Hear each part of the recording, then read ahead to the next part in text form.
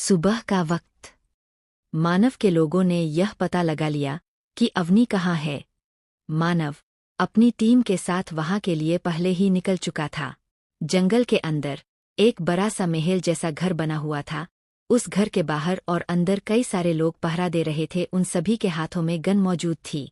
1 minute बाद उस घर के सामने एक सफेद रंग की कार आकर रुकी, जिसमें से एक हैंडसम हट्टा कट्टा लड़का बाहर निकला। उसके चेहरे पर मास्क लगे होने के कारण उसका चेहरा साफ नजर नहीं आ रहा, मगर उसका ऑरा ही लोगों के अंदर डर पैदा करने के लिए काफी है। उस लड़के के आते ही सभी पहरा दे रहे आदमियों ने अपना सर झुका लिया। Good morning boss. उस लड़के ने ब्लैक टाइगर सभी को इग्नोर करते हुए घर के अंदर चला गया। थोड़ी देर बाद ब्लैक टाइगर एक रूम का दरवाजा खुलकर रूम के अंदर दाखिल हुआ, जहां बेड पर एक सुंदर सी लड़की लेटी हुई थी। उस लड़की के हाथ और पैर दोनों को रस्सी से बांधा गया। ब्लैक टाइगर उस लड़की के पास जाकर अपना हाथ उसके सर पर रखते हुए बोला, तुम्हें पाने की चाहत बरसों से थी, आखिरकार आज वह दिन आ ही गया। देखो, आज तुम मेरे पास हो, मेरे करीब। अब मैं तुम्हें खुद से दूर कभी नहीं जाने दूंगा, क्योंकि तुम सिर्फ मेरी हो अवनी। तुम्हें मुझसे कोई अलग नहीं कर सकता, वह मानव भी नहीं। इतना कहने के बाद ब्लैक टाइगर अपनी जुनूनी भरी नजरों से लिटिल अवनी को घूरने लगा। कुछ देर ऐसे ही घूरने के बाद वो रूम से बाहर चला गया। ब्लैक टाइगर के रूम से जाते ही अवनी ने अपनी आंखें खोल ली और बेड पर बैठते हुए बोली, अब पता नहीं यह साइको कहाँ से आ गया। फिर सोचते हुए, मेरे पिछले जन्म में तो यह काली बिल्ली मुझे किडनैप नहीं कर पाया, लेकिन इस जन्म में जरूर कर लिया। कद्दू का बीज कहीं का। अवनी ने पहले अपने हाथों और पैरों की रस्सी को खोला, फिर पूरे कमरे को गौर से देखते हुए, रूम तो काफी अच्छा है, बिल्कुल वैसे ही जैसे मुझे पसंद है। इस काले बिल्ले ने मेरे बारे में सब कुछ पता किया है। फिर खुश होते हुए, पर इसे उल्लू बनाने में बड़ा मजा आया, बेवकूफ कहीं का। मैंने बेहोश होने की एक्टिंग की और इस कद्दू के बीज को मुझ पर शक भी नहीं हुआ। अपने दोनों हाथों को स्ट्रेच करते हुए अवनी ने आगे कहा, ये क्या मस्त नींद आई थी रात को, ये पर अब जल्दी यहाँ से भागने का रास्ता ढूंढना होगा। अवनी सीधा खड़ी हुई और कमरे में इधर-उधर देखते हुए भागने का रास्ता ढूंढने लगी। कुछ देर मेहनत करने के बाद वॉशरूम के अंदर एक खिड़की मिल गई, पर सबसे बड़ी समस्या यह थी कि वह खिड़की बहुत ऊपर होने के साथ साथ उस पर कांच भी लगे हैं। यह देखकर अवनी का मुंह बन गया। वह कद्दू के शक्ल वाला इंसान, उसे शर्म नहीं आती। वॉशरूम में कौन इतनी बड़ी खिड़की लगवाता है, थरकी कहीं का।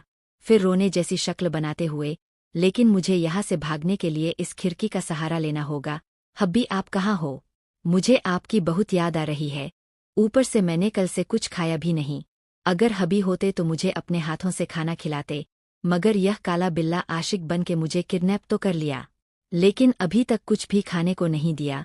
आलू का छिलका कहीं का, बैगन का भरता, चमगादड़, एक नंबर का पागल है। अवनी ने ब्लैक टाइगर को और पता नहीं क्या क्या नाम दिए। ब्लैक टाइगर इस वक्त हॉल के सोफे पर बैठकर न्यूज़पेपर पढ़ रहा था। तभी एक आदमी उसके पास आकर बोला, अब ब्लैक टाइगर, ये मानव अवनी को हर जगह ढूंढ रहा, मुझे डर है कहीं उसे यहाँ का पता ना चल जाए। उस आदमी की बात सुनकर ब्लैक टाइगर को गुस्सा आ जाता है। उसने गुस्से में अपने दांत पीसते हुए कहा, जिम्मी भूलो मत, यह मेरा इलाका है, जिसके बारे में सिर्फ मुझे पता है। अगर गलती से वह मानव यहाँ आ भी गया तो कभी मुझ तक नहीं पहुँच पाएगा। ब्लैक टाइगर के पास खड़े होकर यही सोच रहा कि उसका बॉस बिल्कुल सही कह रहा, मानव कभी भी उन्हें नहीं ढूंढ पाएगा, क्योंकि आज तक किसी ने भी उसके बॉस का चेहरा नहीं देखा। पर फिर भी क्या मानव को इतना कम आंकना सही होगा? जिम्मी ने अपने बॉस को देखा, लेकिन उसके अंदर इतनी हिम्मत नहीं थी कि वह यह सब बातें बोल सके। मुझे जरूरी काम से बाहर जाना है, मेरी गैरमौजूदगी में तुम लोग मेरी अवनी का ध्यान रखना। वह यहाँ से भागनी नहीं चाहिए, वरना तुम लोगों को ब्लैक टाइगर से कोई नहीं बचा सकता।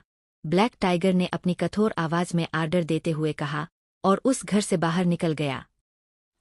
वहीं दूसरी तरफ मानव और उसके लोग उसी जंगल के बाहर खड़े थे जहां ब्लैक टाइगर रहता है।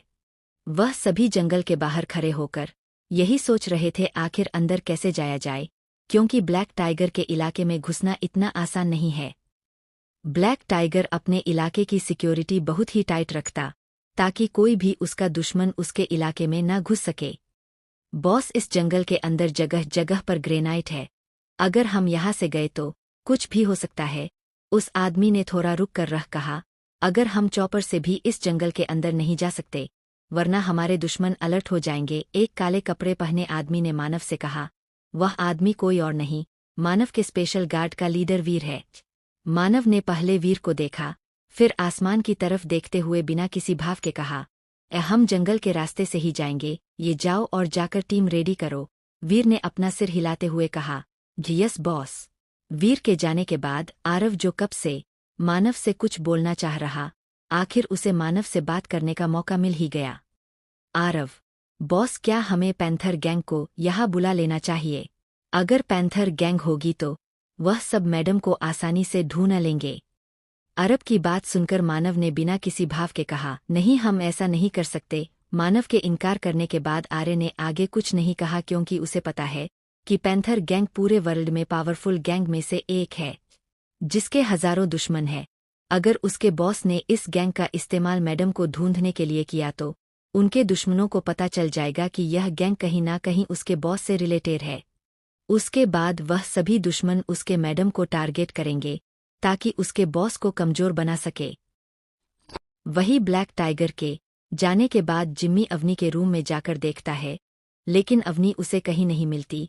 जिम्मी अवनी को पूरे रूम में खोजने लगता, तभी उसके सिर पर पीछे से कोई वार कर देता है। जिम्मी खुद को संभल नहीं पाता और अगले ही पल वह जमीन पर गिर जाता है। अवनी जिम्मी को संभलने का मौका दिए बिना फिर से उस पर हमला कर देती। इस बार जिम्मी के सर से खून निकलने लगता है। मिस अवनी, आप यह क्या कर रही है? प्लीज शांत हो जाइए। जिम्मी अपने सिर पर हाथ रखते हुए अवनी से बोला। अवनी ने उसे एक लात मारते हुए कहा, कैसे शांत हो जाओ? उस बिना छिले हुए कद्दू के बीज, सरे हुए आलू के छिलके ने मुझे किडनैप किया और तुम मुझसे कह रहे हो मैं शांत हो जाऊं? जिम्मी ने कंफ्यूज होते हुए कहा, ये क्या? कद्दू, आलू? मुझे लगता है आपको कोई गलतफहमी हुई है। आपको हमारे बॉस ब्लैक टाइगर ने किडनैप किया है। जिम्मी की बात सुनकर अवनी ने उसे एक लात मारी, फिर चिल्लाते हुए कहा, हाँ, मैं भी वही बोल रही हूँ, ये काला बिल्ला। जिम्मी ने करहाते हुए अवनी को कलेक्ट किया। ये काला बिल्ला नहीं, ब्लैक टाइगर। अवनी ने जोर से चिल्लाकर कहा, ब्लैक टाइगर हो या काला बिल्ला, रहेगा तो काला ही ना। अवनी की इतनी तेज आवाज सुनकर जिम्मी को तो लगा जैसे उसके कान के पर्दे फट जाएंगे, पर शुक्र है उसने अपने दोनों हाथों से अपने कानों को ढक लिया। अवनी की आवाज सुनकर बाहर खड़े बॉडीगार्ड भी कमरे के अंदर आ जाते हैं। अवनी को पकड़ो, यह यहाँ से भाग ना पाए। ये जमीन से उठते हुए जिम्मी ने बॉडीगार्ड को आर्डर दिया। बॉडीगार्ड अवनी को पकड़ पाते उससे पहले ही अवनी ने एक पंच उसे जड़ दिया। मुझे पकड़ोगे जूहे कहीं के? तुम्हें पता नहीं है, मेरे सैया और भैया दोनों ने मुझे लोगों का बैंड बजाना अच्छे से सिखाया है। इतना कहने के बाद अवनी नीचे झुकी और अपने जूतों में लगे खंजर को निकालकर अपने पास आ रहे बॉडीगार्ड के गले को काट दिया। अवनी के मूवमेंट इतने फास्ट थे कि किसी को कुछ समझ ही नहीं आया। दूसरे बॉडीगार्ड ने अवनी को पीछे से पकड़ने की कोशिश की तो अगले ही पल अवनी ने उसके सीने में एक जोरदार किक मारी। वह आदमी उड़ता हुआ दीवार से जा लड़ा। ये देख वहां पर मौजूद सभी आदमी हैरान थे। वह सभी यही सोच रहे, आखिर यह दुबली पतली दिखने वाली लड़की के अंदर कितनी ताकत है। जिम्मी ने अपनी गन निकाली और अवनी की तरफ पॉइंट करते हुए कहा, मिस अवनी, अगर आपने हमारी बात नहीं मानी तो जिम्मी इसके आगे कुछ कह पाता कि अगले ही पल उसके हाथ से गन गायब हो गई और उसके 3 आदमी खून से लचपत जमीन पर पड़े नजर आए। जिम्मी को पता ही नहीं चला अवनी ने कब उसकी गन कब छीन ली। मिस अवनी, यह कोई बच्चों की खेलने की चीज नहीं, प्लीज इसे नीचे करिए। अवनी ने जिम्मी के राइट लेग पर शूट करते हुए कहा, वही तो मैं भी बोल रही हूँ, मुझे बच्चा समझने की गलती मत करना। फिर अपने दांत पीसते हुए आगे बोली, मुझे यहाँ से बाहर निकालो वरना अगली गोली सीधा तुम्हारे भेजे के अंदर होगी। वहीं दूसरी तरफ मानव और आरव जंगल के अंदर पहुंच गए। वह सब इस वक्त ब्लैक टाइगर के घर के बाहर थे। बॉस यहाँ तक तो आ गए, लेकिन घर के अंदर कैसे जाएंगे? आरव ने घर की सिक्योरिटी को देखते हुए कहा, अपनी चील जैसी नजरों को चारों ओर दोहाते हुए मानव के चेहरे पर एक शैतानी मुस्कुराहट आ गई। इस घर में कोई बाहरी इंसान नहीं जा सकता। अगर किसी ने कोशिश भी की तो वह ब्लैक टाइगर के पालतू जानवरों का शिकार बन जाएगा। अपने बॉस की बात सुनकर आरव के चेहरे पर सिकन आ गई। बॉस, फिर हम मैडम को कैसे बचाएंगे? आरव, उसकी चिंता तुम मत करो, क्योंकि बॉस ने उसकी तैयारी पहले ही कर ली। हमें बॉस के प्लान के हिसाब से ही सब कुछ करना होगा। अरव के पास आते हुए वीर ने कहा। वीर की बात सुन अरव ने खुशी से उसे गले लगा लिया। ये हाय मेरा चंपा, ये मैं तो भूल ही गया था, तू भी हमारे साथ है, तेरे होते हुए कोई दूसरा जानवर हमें छू भी नहीं सकता। वीर ने दांत पीसते हुए कहा, मेरा नाम वीर है, मुझे चंपा कहना बंद करो। और क्या तुम मुझे इनडायरेक्टली जानवर कह रहे हो? फिर मानव की तरफ देखते हुए, बॉस हमारी टीम हमला करने के लिए तैयार है। ओके, मानव ने बस इतना जवाब दिया। अपने प्लान के मुताबिक मानव की टीम ने ब्लैक टाइगर के आदमियों पर हमला कर दिया। वहीं दूसरी तरफ मानव भी घर के अंदर पहुंच गया। उसके कुछ बॉडीगार्ड्स ने उसे कवर किया हुआ था। हमला होते ही ब्लैक टाइगर के आदमियों ने अपने सबसे खतरनाक डॉग्स को छोड़ दिया। उसके साथ ही उन्होंने अपने सिक्योरिटी सिस्टम को भी एक्टिवेट कर दिया, लेकिन उनका सिक्योरिटी सिस्टम काम ही नहीं कर रहा था। यह देखकर वह सभी अपनी गन लेकर मानव के आदमियों पर फायरिंग करने लगे। देखते ही देखते ब्लैक टाइगर का पूरा घर जंग के मैदान में बदल गया। ब्लैक टाइगर के पालतू डॉग्स को अपनी तरफ आते देखा अराव वीर की तरफ देखते हुए चिल्लाया, चंपा, तुम्हारे प्रजाति के लोग मुझ पर हमला करने आ रहे, कुछ करो, तुमने कहा था इन जानवरों को तुम संभालोगे। ये वीर अपने दांत पीसते हुए बोला, अगर एक बार और मुझे जानवर कहा तो मैं खुद तुम्हें जान से मार दूंगा। आरव, देखा देखा, मैंने तो पहले ही कहा था तुम भी इन डॉग्स के प्रजाति के ही हो, तभी तो तुम दोनों ही मुझे मारना चाहते हो। आरव की बातों को इग्नोर करते हुए वीर ने पीछे मुड़कर सीटी बजाई। वीर के सीटी बजाते ही अगले पल वहां एक तेज दहाड़ की आवाज सुनाई दी। लकी ने आते ही सभी डॉग्स के ऊपर हमला कर दिया। लकी, मानव का पालतू चीता, ने कुछ ही देर में सभी डॉग्स का खात्मा कर दिया। अवनी, रूम के अंदर ब्लैक टाइगर के आदमियों की धुलाई करते हुए अवनी को अचानक एक जानी पहचानी आवाज सुनाई दी। यह तो हब्बी की आवाज है, क्या वह मुझे लेने आ गए? खुश होते हुए अवनी ने सोचा। फिर अगले ही पल जो अवनी थोड़ी देर पहले लड़ रही थी वो अचानक ही जमीन पर बैठकर सोने लगी। अवनी, रूम के अंदर आते हुए मानव ने अवनी को पुकारा। मानव को देखते ही अवनी डरने का नाटक करते हुए मानव से रोते हुए बोली, यह हब्बी, मुझे डर लग रहा है। रूम में मौजूद सभी लोगों की तरफ इशारा करते हुए, इन सभी लोगों ने मुझे डराया और कह रहे थे अगर मैंने इनकी बात नहीं मानी तो यह लोग मुझे मार देंगे। अपनी लिटिल वाइफ को इस हालत में देख मानव को अपने दिल में दर्द महसूस हुआ। बिना वक्त गवाए मानव ने अवनी को अपने सीने से लगा लिया। बेबी, एम सॉरी, आपको ढूंढने में मुझे इतना समय लग गया, अगर मैंने पहले ही आपको ढूंढ लिया होता तो आपकी यह हालत नहीं होती। अपने सामने चल रहे सीन को देखते हुए जिम्मी ने सोचा, यह लड़की गिरगिट से भी तेज रंग बदलती है। अभी थोड़ी देर पहले कैसे हमें डराने धमकाने के साथ साथ मार रही थी, अब अचानक इस मानव के आते ही कैसे भीगी बिल्ली बन गई। ये हबी, इन लोगों ने मुझे डराया। लिटिल अवनी ने जिम्मी की तरफ इशारा करते हुए कहा। मानव ने अपनी डरावनी नजरों से जिम्मी को घूरा। मानव के इस तरह घूरने से जिम्मी की रीढ़ की हड्डी तक कांप गई। उसने हकलाते हुए कहा, हमने ऐसा कुछ भी नहीं किया। मानव कुछ करता उससे पहले ही उसके पास आरव का कॉल आया। मानव के फोन उठाते ही आरव घबराते हुए, बॉस, शायद ब्लैक टाइगर को पता चल गया कि हमने उसके इलाके पर हमला कर दिया है, इसलिए वह अपने कई सारे आदमियों के साथ यहाँ आ गया। आप मैडम को लेकर घर के पीछे की तरफ से चले जाइए, यहाँ हम सब संभाल लेंगे। ओके, जब मानव ने इतना ही कहा, इधर मानव आरव से बात कर रहा तो वही लिटिल अवनी अपनी जीभ निकालकर जिम्मी को चिढ़ा रही थी। अवनी अपनी जीभ निकालकर चिढ़ा रही थी कि तभी एक बड़े से हाथ ने उसका मुंह बंद कर दिया। ये बेबी नो शैतानी। जो मानव के इतना कहते ही उस रूम के अंदर अचानक गोली चलने की आवाज आई। सभी ने पीछे मुड़कर देखा तो वह चौंक गए। आखिर कौन आया है रूम में? कौन है यह ब्लैक टाइगर? और मानव अवनी को लेकर ब्लैक टाइगर के घर से कैसे निकलेगा, यह जानने के लिए बने रहें। ब्लैक टाइगर के रूम में आने से पहले ही मानव लिटिल अवनी को लेकर रूम के खिड़की से कूद जाता और अवनी को लेकर घर के पीछे वाले जंगल की तरफ चला जाता है। मानव और अवनी उस घने जंगल में पूरी तरह से खो चुके थे। उन्हें नहीं पता कि आगे उन्हें कहाँ जाना है। यह भी क्या हम जंगल घूमने आए हैं? लिटिल अवनी ने अपने चारों ओर जंगल को देखते हुए पूछा। लिटिल अवनी की बात सुनकर मानव प्यार से उसकी तरफ देखकर बोला, बेबी, हम घर जा रहे हैं और इसके बाद नो मोर क्वेश्चन। इतना कहने के बाद मानव अवनी का हाथ पकड़कर आगे चलने लगा, लेकिन लिटिल अवनी कहाँ चुप रहने वाली है। उसने फिर मानव से पूछा, यह हबी, अगर हम घर जा रहे तो फिर हम दोनों इस जंगल में क्या कर रहे हैं? मानव ने शांति से जवाब दिया, बेबी इस जंगल को क्रॉस करने के बाद हम घर पहुंच जाएंगे। मानव की बात सुनकर अवनी को कुछ समझ नहीं आया।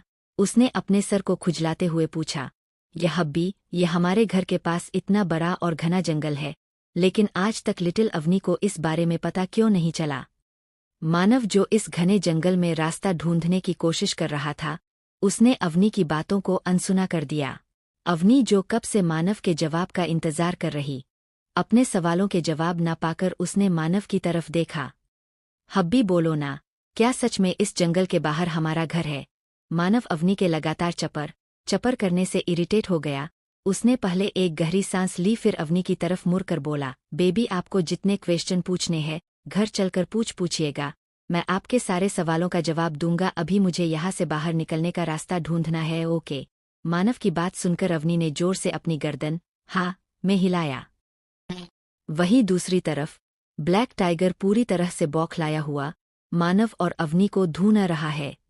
ब्लैक टाइगर का मन मानव को जान से मारने का कर रहा था, क्योंकि मानव ने न सिर्फ उसके आदमियों को जान से मारा, बल्कि अवनी को भी अपने साथ ले गया। ये जाओ और जाकर पूरा जंगल छान मारो, मुझे किसी भी कीमत पर मानव और मेरी अवनी चाहिए, ब्लैक टाइगर ने अपने आदमियों पर चिल्लाते हुए कहा। ब्लैक टाइगर इस वक्त अपने घर के छत पर खड़े होकर उस जंगल की तरफ देख रहा है जिधर से मानव और अवनी भागे थे। यस सर, ये इतना कहते ही ब्लैक टाइगर के आदमी वहां से चले जाते हैं। अवनी तुम सिर्फ मेरी हो, अगर तुम मेरी नहीं हुई तो मैं तुम्हें किसी का नहीं होने दूंगा। ब्लैक टाइगर इतना कहते ही जोर से चीखा, अवनी तुम सिर्फ मेरी हो। जंगल के बाहर आरव और वीर कब से मानव को कांटेक्ट करने की कोशिश कर रहे, लेकिन उनका कांटेक्ट मानव से नहीं हो पा रहा। आरव ने परेशान होते हुए वीर से कहा, हमें बॉस को जल्दी ढूंढना होगा, वरना अगर हमसे पहले ब्लैक टाइगर ने बॉस को ढूंढ लिया तो प्रॉब्लम हो जाएगी। आरव को इतना परेशान देख वीर ने उसे शांत कराते हुए कहा, आरव शांत हो जाओ। फिर जंगल की तरफ देखते हुए आगे बोला, यह जंगल बहुत घना होने के साथ साथ बहुत बड़ा भी है। इस जंगल में किसी इंसान को ढूंढना मतलब ये रेत में सुई ये ढूंढने के बराबर है। फिर वीर ने आरव के कंधे पर हाथ रखते हुए कहा, भूलो मत, हमारे बॉस कोई आम इंसान नहीं है, वह मानव राजवंश के साथ साथ पूरे अंडरवर्ल्ड के किंग भी है। वह अकेले ही 100 लोगों का सामना कर सकते हैं। वीर की बात सुनकर आरव को भी लग रहा कि वह बेवजह ही अपने बॉस की इतनी टेंशन ले रहा। आरव ने एक लंबी सांस लेकर खुद को शांत किया, फिर अपने बचे हुए टीम मेंबर की तरफ देखते हुए सीरियस टोन में कहा, हमें कैसे भी करके जल्द से जल्द बॉस और मैडम को ढूंढना होगा, इसलिए हम सभी इस जंगल के चारों दिशाओं में फैलकर उन्हें अपने सेकंड बॉस का आर्डर सुनते ही सभी ने एक साथ कहा, यस बॉस। ये इसके बाद आरव और वीर अपने टीम के साथ मानव को ढूंढने के लिए जंगल के चारों ओर फैल जाते हैं। 4 घंटे बाद लगातार 4 घंटे से चलते चलते लिटिल अवनी के पैर जवाब दे गए। उसने हाफते हुए अपने बगल में चल रहे इंसान की तरफ देखा, जिसके चेहरे पर इस वक्त कोई एक्सप्रेशन नहीं था और न ही उसके चेहरे पर थकावट नजर आ रही।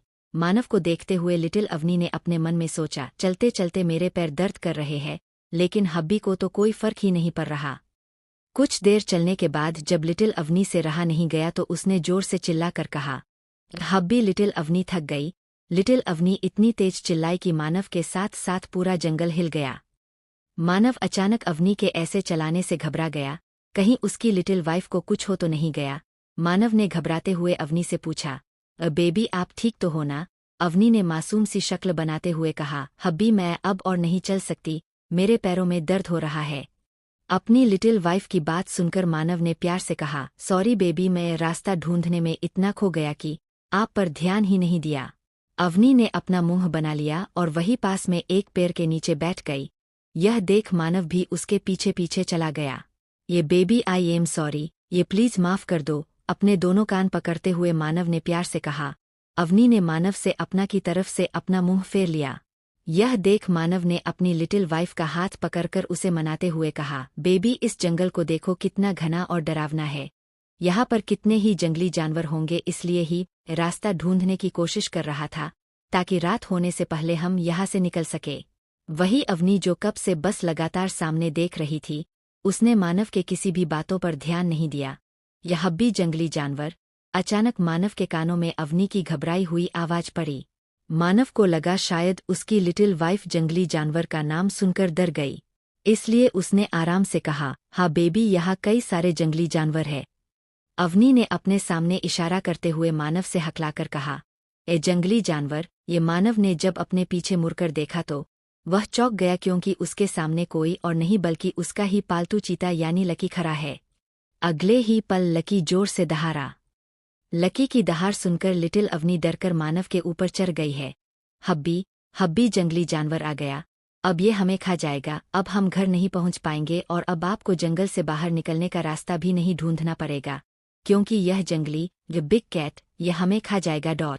अवनी की बात सुनकर मानव हैरान हो गया। यही हाल बेचारे लकी का भी है।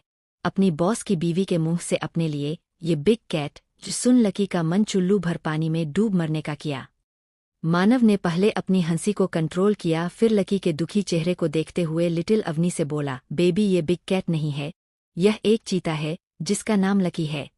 डर के कारण अवनी ने मानव के कॉलर को कस के पकड़ा और अपना चेहरा उठाकर लकी को देखते हुए बोली, हब्बी देखो, यह बिग कैट है, बिल्कुल टॉम एंड जेरी के टॉम की तरह। फिर थोड़ा रुक कर आगे बोली, वैसे भी यह बस दिखने में बड़ा है, वरना इसमें और टॉम में कोई फर्क नहीं। अपनी लिटिल वाइफ की फालतू का लॉजिक सुनकर मानव को समझ नहीं आ रहा। वह रोए हाँ हंसे। मानव ने लकी को देखा, जिसके चेहरे से साफ पता चल रहा है कि वह अपने बॉस से कहना चाह रहा है कि अपनी बीवी को समझा दो, मुझे बिग कैट ना कहे वरना इसका अंजाम अच्छा नहीं होगा। मानव ने लाचारी से अपना सिर ना में हिलाया, क्योंकि ना तो वह अपनी लिटिल वाइफ को कुछ बोल सकता है और ना ही लकी को। वही शॉपिंग मॉल में सोना अपना मुंह फुलाए चेंजिंग रूम से निकली। उसने रेड कलर की एक नी लेंस फ्रॉक पहनी हुई थी। जब अर्जुन ने उसे देखा तो देखता रह गया, फिर खुद को संभालते हुए बोला, यह अच्छी है, लेकिन मैं चाहता हूं तुम यह भी ट्राई करो। इतना कहते ही उसने सोना के हाथ में एक और ड्रेस थमा दी। ना चाहते हुए भी सोना को उसकी सारी बातें माननी पड़ रही थी, क्योंकि अर्जुन उसे ब्लैकमेल करके अपनी सारी बातें मनवा रहा। इसीलिए आज सोना का मन न होते हुए भी अर्जुन के साथ शॉपिंग पर आना पड़ा। चेंजिंग रूम का दरवाज़ा एक बार फिर खुला और सोना गुस्से से तमतमाते हुए अर्जुन के सामने अपने दोनों हाथों को कमर पर रखते हुए बोली, अगर यह ड्रेस तुम्हें पसंद नहीं आई तो भी इसे ले लो, क्योंकि अब एक भी ड्रेस ट्राई नहीं करने वाली समझे। वही अर्जुन तो बस एक टक सोना को ही अपनी इंटेंस नज़रों से घूरे जा रहा। उसका ध्यान सोना की बातों पर था ही नहीं। ये अर्जुन कहाँ खो गए? ये अर्जुन को कुछ न बोलता देख सोना ने उसे हिलाते हुए पूछा, हाँ हाँ, तुमने कुछ कहा? अपनी सोच से बाहर आते हुए हड़बड़ाकर अर्जुन ने कहा, देखो, मेरे पास इतना वक्त नहीं है कि मैं तुम पर वेस्ट कर सकूं, इसलिए अगर ड्रेस खरीदना है तो खरीदो, वरना मैं यहाँ से जा रही हूँ। सनक ने गुस्से से अपने दांत पीसते हुए कहा। सोना की बात सुनकर अर्जुन के सामने कल का नजारा घूमने लगा कि कैसे सोना उस युग से हंस कर बातें कर रही थी। यह याद आते ही अर्जुन को जलन होने लगी। उसने गुस्से से सोना की तरफ देखते हुए कहा, कल जब उस घटिया बंदर युग से हंस कर बातें कर रही थी तब तुम्हारा टाइम वेस्ट नहीं हो रहा था, आज मुझसे बात करने से तुम्हारा टाइम वेस्ट हो रहा। सोना ने भड़कते हुए कहा, मुझे तुमसे कोई बात नहीं करनी समझे, और अब मैं यहाँ से जा रही हूँ। इससे पहले सोना बाहर जा पाती, अर्जुन ने आगे बढ़कर उसका हाथ पकड़ लिया और एक शैतानी मुस्कुराहट के साथ बोला, ठीक है, अगर तुम जाना चाहती हो तो जाओ, लेकिन कल रात। अर्जुन ने जानबूझकर अपनी बात अधूरी छोड़ दी। तुम ये इससे ज्यादा सोना कुछ नहीं बोल पाई। अर्जुन को अब सोना को छेड़ने में बड़ा मजा आ रहा, इसीलिए उसने एक आंख विंक करते हुए सोना से कहा, जान, आज सुबह से देख रहा हूँ तुम्हारे बहुत मूड स्विंग हो रहे, कहीं तुम प्रेग्नेंट तो? अर्जुन अपनी बात पूरी कर पाता उससे पहले ही सोना जोर से चिल्लाई, अर्जुन, घटिया इंसान, एनाकोंडा, ड्रैकुला कहीं के, अपनी बकवास बंद करो वरना मैं तुम्हें छोड़ूंगी नहीं। क्या ब्लैक टाइगर के आदमी मानव और अपनी को ढूंढ पाएंगे, या उससे पहले ही मानव खुद को और लिटिल अवनी दोनों को बचा लेगा? और अर्जुन किस बात पर सोना को ब्लैकमेल कर रहा है? अर्जुन और सोना मॉल से बाहर निकल रहे होते हैं कि तभी अर्जुन को वहां पर कुछ सही नहीं लगता। वह अपनी नजरें इधर-उधर घुमा कर देखता है तो कुछ दूरी पर उसे एक आदमी नजर आता, जिसने अपनी गन को सोना के ऊपर पॉइंट की हुई थी। यह देख अर्जुन ने तुरंत सोना को अपनी तरफ खींच लिया। सोना, जल्दी यहाँ से चलो, तुम्हारी जान को खतरा है। इतना कहकर अर्जुन सोना को लेकर अपनी कार की तरफ बढ़ जाता है, लेकिन तब तक बहुत देर हो चुकी थी। उस आदमी ने सोना के ऊपर गोली चला दी। लेकिन अर्जुन ने सोना के सामने आकर वह गोली खुद पर ले ली। इस बात का अंदाजा सोना को बिल्कुल भी नहीं था। उसने अर्जुन से अपना हाथ छुड़ाते हुए कहा, ए अर्जुन, छोड़ो मुझे। और क्या कहा तुमने? यहाँ मेरी जान को खतरा है। मेरी जान को सबसे ज्यादा खतरा तो तुमसे है। अर्जुन सोना को अपने साथ कार की तरफ ले जाता हुआ बोला, अपना मुंह बंद रखो और चुपचाप मेरे साथ चलो, वरना मुझसे बुरा कोई नहीं होगा। अर्जुन की डांट सुनकर सोना ने आगे कुछ नहीं कहा। कार के पास पहुंचते ही अर्जुन ने पहले सोना को कार में बैठाया, फिर खुद बैठकर ड्राइवर को आर्डर देते हुए बोला, ए मेरे विला चलो। अर्जुन की बात सुनकर सोना ने चीरते हुए कहा, मैं तुम्हारे साथ अब कहीं नहीं जाऊंगी, समझे। फिर ड्राइवर की तरफ देखकर बोली, भैया आप मुझे मेरे घर छोड़ दीजिए। सोना की बात सुनकर ड्राइवर ने अर्जुन की तरफ देखा तो अर्जुन ने उससे सपाट लहजे में कहा, ए मैंने कहा मेरे विला चलो। अर्जुन की इतनी भयानक आवाज सुनकर ड्राइवर बेचारा डर गया और कार स्टार्ट करके अर्जुन के विला की तरफ चल देता है। वही गोली लगने के कारण अब तक अर्जुन का काफी खून बह चुका था, लेकिन फिर भी उसके चेहरे पर दर्द का कोई नामोनिशान नहीं। अर्जुन, तुम्हारा चेहरा इतना पीला क्यों पड़ गया? सोना ने अचानक अर्जुन के पीले पड़े चेहरे को देखते हुए पूछा। अर्जुन ने बिना उसे देखे अपनी कठोर आवाज में जवाब दिया, तुम्हारा इससे कोई लेना देना नहीं है। सोना ने अर्जुन की बातों को पूरी तरह से इग्नोर किया और अर्जुन को ऊपर से नीचे तक चेक करने लगी। इससे पहले अर्जुन उसे रोक पाता, सोना ने उसके शरीर से निकल रहे खून को देखकर घबराने लगी। अर्जुन, अर्जुन, यह खून। अर्जुन दिखाओ मुझे, तुम्हें कहाँ चोट लगी है? अभी थोड़ी देर पहले तक तो तुम बिल्कुल ठीक थे, पर अचानक ही तुम्हारे शरीर पर यह चोट कहाँ से लगी? इतना कहते ही सोना ने अर्जुन के राइट शोल्डर, जहां गोली लगी थी, उसे देखने लगी। अर्जुन ने देखा सोना बहुत ज्यादा घबरा रही है, तो उसने एक गहरी सांस लेकर उससे कहा, यह नॉर्मल है, बस एक गोली ही तो लगी है। ये क्या? ये अर्जुन की बात सुनकर सोना ने चौंकते हुए कहा, सोना, इसमें इतना शौक होने वाली कौन सी बात है? मैं बिल्कुल ठीक हूँ, देखो मुझे। सोना के चेहरे को अपने दोनों हाथों में भरते हुए अर्जुन ने कहा। सोना ने अर्जुन के दोनों हाथों को अपने चेहरे से हटाते हुए कुछ सोचकर उससे बोली, कहीं मॉल के बाहर तो तुम्हें यह गोली नहीं लगी जब तुमने मुझसे यह कहा था कि मेरे जान को खतरा है? अर्जुन ने सोना की बातों का कोई जवाब नहीं दिया। वही उसे देखकर सोना को यकीन हो जाता है कि वह जो कह रही है वो बिल्कुल सही है। अगले ही पल सोना ने अर्जुन का कॉलर पकड़ लिया और गुस्से से बोली, तुम तो मुझसे प्यार ही नहीं करते, तो तुमने मेरी जान क्यों बचाई? बोलो अर्जुन, मुझे जवाब तुम्हारे मुंह से सुनना है। अर्जुन ने अपने कॉलर को छुड़वाते हुए कहा, सोना तुम यह क्या कर रही हो? छोड़ो मेरा कॉलर। सोना भड़कते हुए बोली, पहले मुझे यह बताओ तुमने ऐसा क्यों किया? क्यों मेरे लिए तुमने अपनी जान को खतरे में डाला? एक तरफ तुम यह कहते हो कि तुम्हें मुझसे प्यार नहीं, वहीं दूसरी तरफ तुम मेरे लिए अपनी जान जोखिम में डालते हो। फिर अर्जुन की आंखों में आंखें डालकर इमोशनल होते हुए सोना ने आगे कहा, आज मुझे सच जानना है, क्यों तुम मेरे साथ ऐसा कर रहे हो? पहले तुमने मुझसे सारे रिश्ते तोड़ दिए, फिर तुम ही मेरे पीछे पीछे आते हो। सच सच बताओ अर्जुन, क्या सच में तुम्हें मेरी फिक्र है भी या नहीं? सोना की बात सुनकर अर्जुन को भी गुस्सा आ जाता है। उसने गुस्से से कहा, मैं तुम्हारी किसी भी बात का जवाब देना जरूरी नहीं समझता। सोना ने भी गुस्से से कहा, मुझे आज जवाब चाहिए, आपको मेरी फिक्र है या नहीं? अगर नहीं है तो मर जाने दिया होता मुझे बच। इसके आगे सोना कुछ नहीं बोल पाई, क्योंकि अर्जुन ने उसे किस कर लिया। अर्जुन उसको रफली किस कर रहा था ताकि सोना को यह एहसास हो सके कि वह भले ही चाहे जितना खरूस और कठोर हो, लेकिन वह भी उससे बहुत प्यार करता है। लगभग 10 मिनट के बाद अर्जुन ने सोना के होठों को छोड़ दिया और सोना को देखकर बोला, बेम सॉरी सोना, ये मैंने जो भी तुम्हारे साथ किया, लेकिन मेरा यकीन करो मैं वह सब तुम्हारे साथ नहीं करना चाहता था, पर मुझे वह सब मजबूरी में करना पड़ा।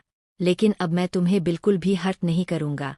फिर अपने दांत पीसते हुए बोला, अगली बार अगर तुमने मेरे सामने मरने की बात की तो मैं तुम्हें अच्छे से पनिश करूंगा। अर्जुन के इस तरह बोलने से सोना डर के कारण अपनी गर्दन हाँ में हिला देती है, जिसे देख अर्जुन का गुस्सा थोड़ा शांत हो जाता है। वहीं दूसरी तरफ जंगल के अंदर मानव लिटिल अवनी को समझा कर थक गया, लेकिन वह बार बार लकी को बिग कैट ही बोल रही थी, जिसके कारण लकी अपना मुंह बनाकर एक कोने में बैठ गया। मानव ने अवनी को अपने ऊपर से उठाते हुए कहा, ठीक है, फिर हम लकी के पास चलकर खुद ही देख लेते हैं वह बिग कैट है या नहीं। मानव की यह बात सुनकर अवनी की तो सिट्टी पिट्टी गुम ही हो जाती है।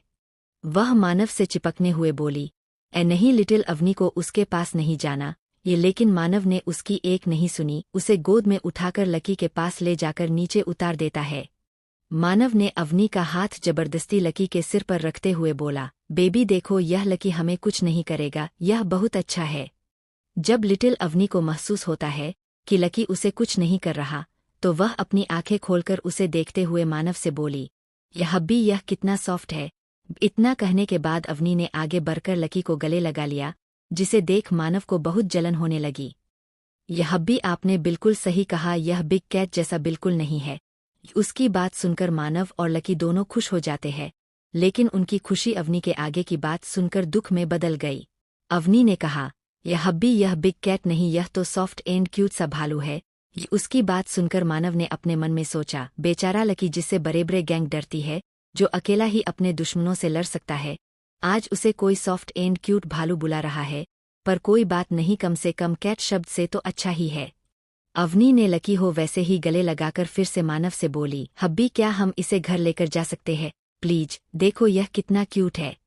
अवनी की बात सुनकर मानव के कान खड़े हो गए। मानव में अपनी जलन भरी नजरों से लकी को देखकर कहा, बिल्कुल नहीं अवनी। ये लेकिन क्यों? मानव, क्योंकि मैं कह रहा हूँ इसलिए। अवनी ने रोनी सूरत बनाकर कहा, प्लीज। मानव सपाट लहजे में जवाब दिया, बेबी नो मिस नो। फिर मानव ने लकी को देखकर से कहा, मैं मेरी बेबी को किसी और के साथ नहीं देख सकता, बिल्कुल भी नहीं। इस लकी ने तो आते ही मेरी बेबी पर कब्जा जमा लिया, अगर यह घर आ गया तो बेबी मुझ पर ध्यान ही नहीं देगी। लिटिल अवनी ने लकी को छोड़ा और उसे गौर से देखने लगी। कुछ देर ऐसे ही देखने के बाद उसने लकी को किस कर लिया। यह देख मानव पूरी तरह जलन से भर गया। उसका पूरा चेहरा यह देखकर काला पड़ गया। मानव ने आगे बढ़कर अपनी लिटिल वाइफ को लकी से दूर करके अपनी जलन भरी आवाज में बोला, बेबी किसी और को आप किस नहीं कर सकती, आपको जितना भी किस करना है मुझे करो। अवनी ने मानव का हाथ पकड़कर लकी की तरफ इशारा करके कहा, देखो यह वाइट भालू कितना क्यूट है। अपनी जलन में चूर मानव ने भी बिना सोचे समझे कह दिया, बेबी मुझे देखो, मैं इससे भी ज्यादा क्यूट हूँ। अवनी हैरानी भरी नजरों से मानव को देखने लगी। हब्बी वाइट भालू। इससे आगे अवनी कुछ नहीं बोल पाई, क्योंकि मानव ने उसके होठों से अपने बंद कर दिए। मानव को बहुत जलन हो रही थी, क्योंकि अवनी बार बार लकी का नाम ले रही थी।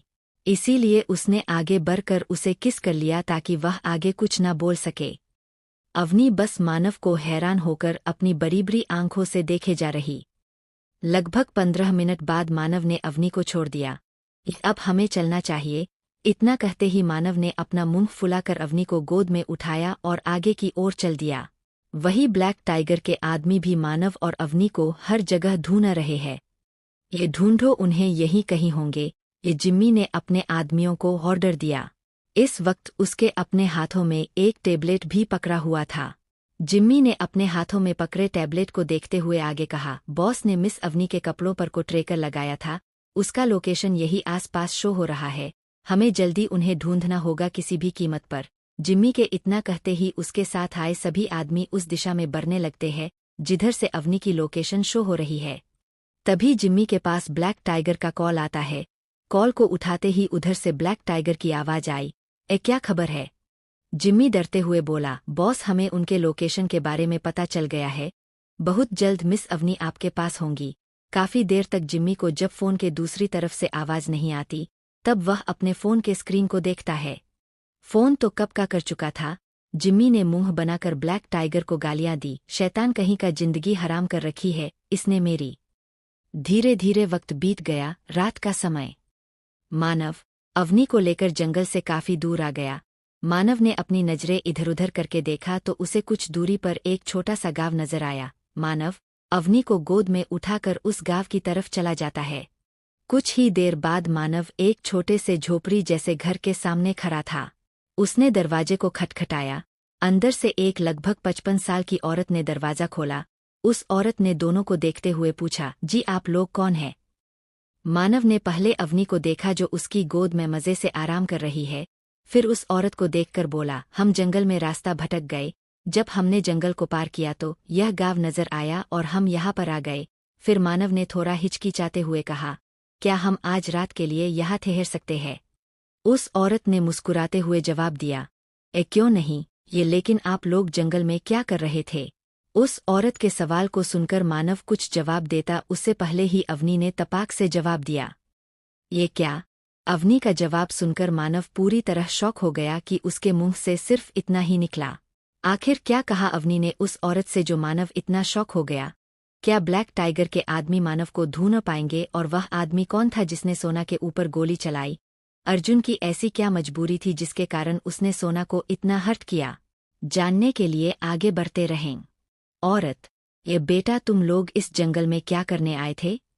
उस औरत के सवाल का जवाब मानव देता उससे पहले ही लिटिल अवनी तपाक से बोली, हम यहाँ हनीमून मनाने आए थे। लिटिल अवनी का जवाब सुनकर मानव शॉक हो जाता है, लेकिन वह औरत कंफ्यूज हो जाती है।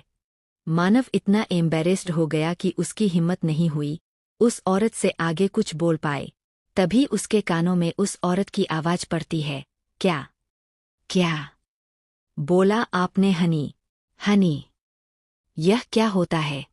जब मानव ने देखा उस औरत को उसकी बेशर्म बीवी का कहने का मतलब समझ नहीं आया, तब जाकर उसने एक राहत की सांस ली। अवनी ने उस औरत को देखते हुए कहा, क्या आपको नहीं पता हनीमून किसे कहते हैं? उस औरत ने अपना सिर ना में हिला दिया तो अवनी ने अपना ज्ञान बांटते हुए कहा, जब एक लड़का और एक लड़की की शादी होती है उसके बाद वह दोनों हनीमून। इसके आगे वह कुछ बोल पाती। मानव ने उसे अपने गोद से उतारकर जल्दी से उसका मुंह बंद कर दिया और उसे घूरने लगा। फिर मानव ने उस औरत से कहा, मेरी पत्नी को ज्यादा बोलने की आदत है, आप उस पर ध्यान मत दीजिए। फिर उस औरत के सवाल का जवाब देते हुए आगे बोला, हमारे पीछे कुछ लोग पड़ गए थे, इसीलिए अपनी जान बचाने के लिए हम जंगल के अंदर चले गए और रास्ता भटक गए। ठीक है, आप लोग अंदर आ जाइए। उस औरत के इतना कहते ही तीनों घर के अंदर चले जाते हैं। लेकिन मानव और अवनी दोनों इस बात से पूरी तरह अनजान है कि कोई उन पर जंगल से ही नजर रखे हुआ है। वह काले कपड़े पहना आदमी शैतानी के साथ उन दोनों को देखा। कुछ देर ऐसे देखने के बाद वह वहां से चला गया।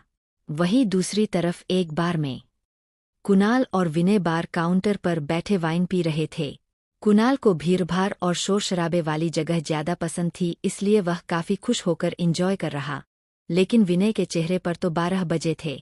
तभी उन दोनों को एक जानी पहचानी आवाज सुनाई देती है, यह ब्रो तुम लोग भी यही हो? जब कुणाल और विनय आवाज की तरफ देखते हैं तो वहां अभी खड़े होकर मुस्कुराते हुए उन्हें ही देख रहा था। अभी ने कुणाल के कंधे पर हाथ रखते हुए पूछा, हे ब्रो तुम काफी खुश नजर आ रहे हो, कुछ बात है क्या? फिर विनय की तरफ मुड़कर बोला, और यह महाराज जी देवदास क्यों बने हैं? कब से देख रहा हूं शॉट पे शॉट लगाए जा रहे हैं। अभी की बात सुनकर डांस फ्लोर की तरफ इशारा करते हुए कुणाल उससे बोला, वह देखो, वह जो रेड ड्रेस वाली लड़की है ना, विनय उसे बहुत पसंद करता है, मगर वह लड़की आज यहाँ किसी और लड़के के साथ आई है, जिसे देख हमारा विनय देवदास बन गया। डांस फ्लोर पर उस लड़की को देख अभी ने कुछ सोचने की एक्टिंग करते हुए कुणाल से कहा, क्या मैं ट्राई करूं? ये शायद वह लड़की हमारे यार को पसंद करने लग जाए।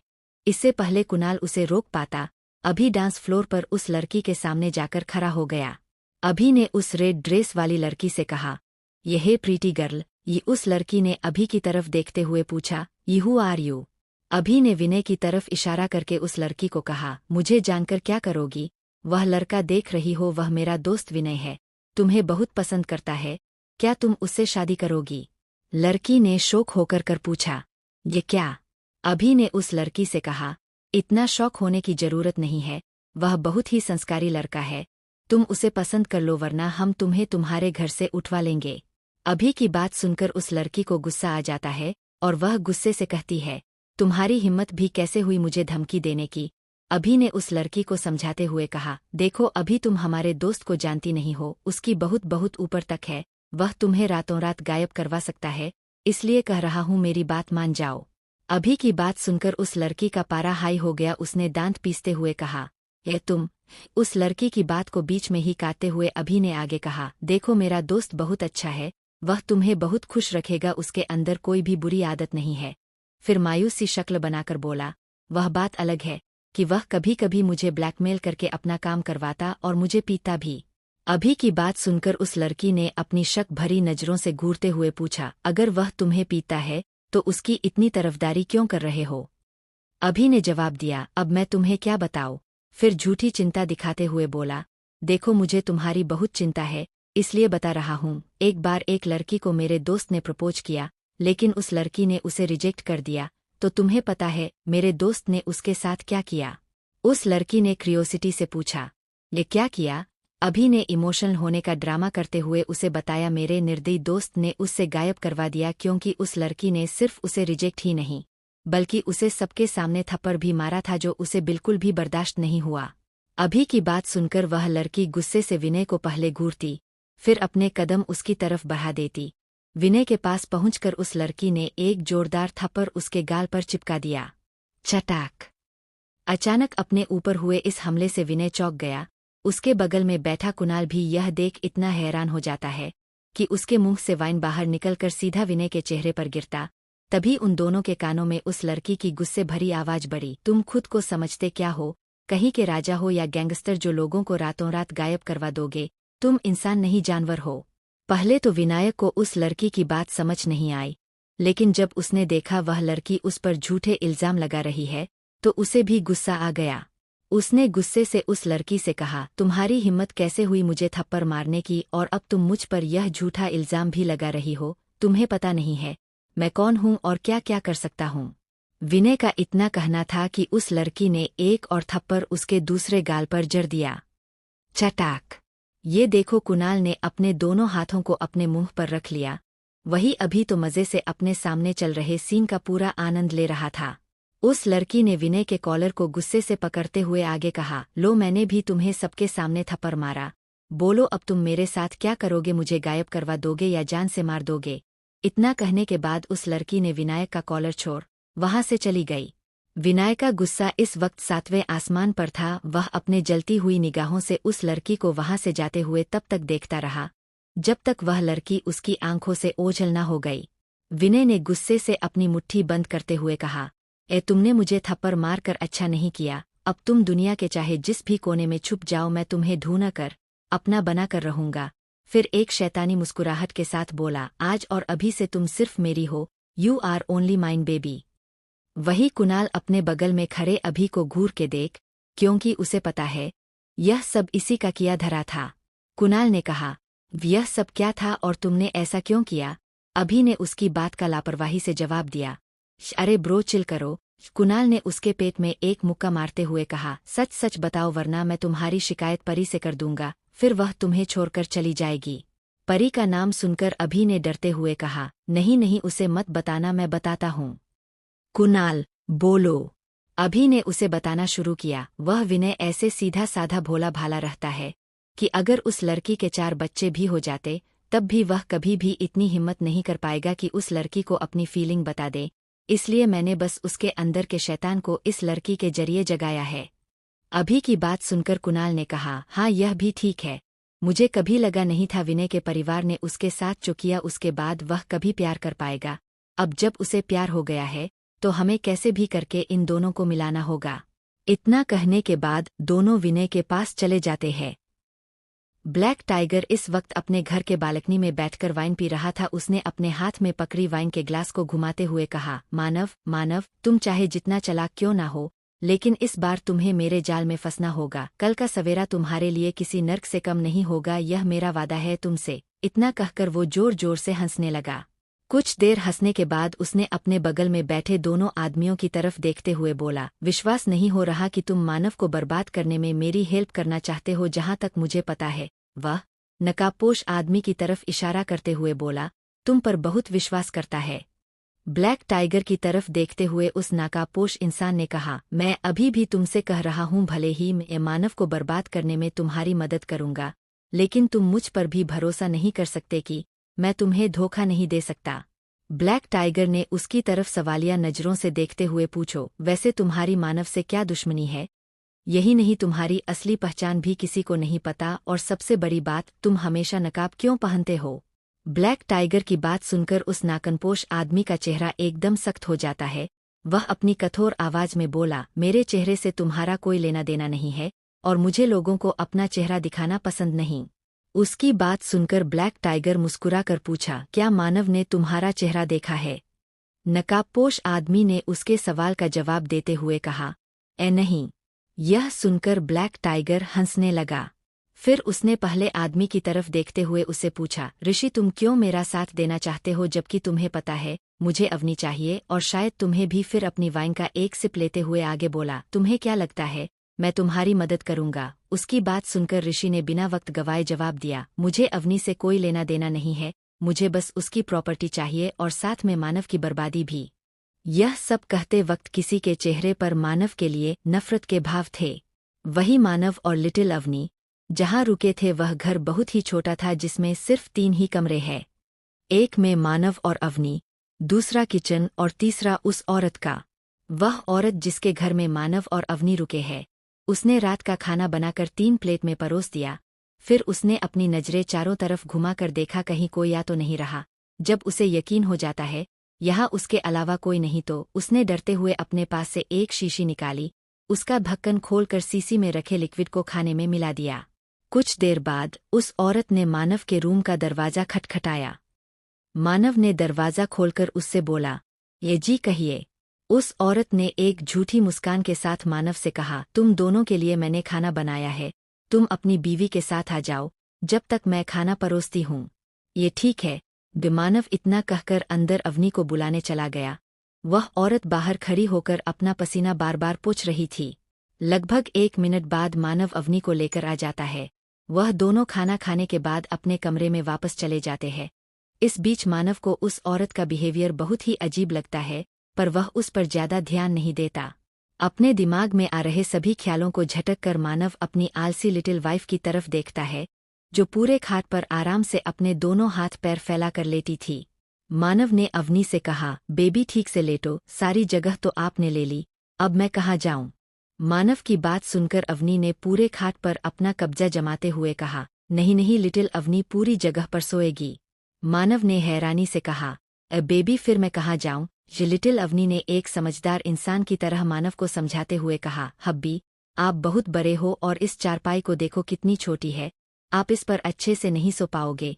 फिर जमीन के तरफ इशारा करके आगे बोली, आप यहाँ सो जाओ। मानव ने घूर के उसकी तरफ देखा तो लिटिल अवनी ने अपने दांत दिखा दिए।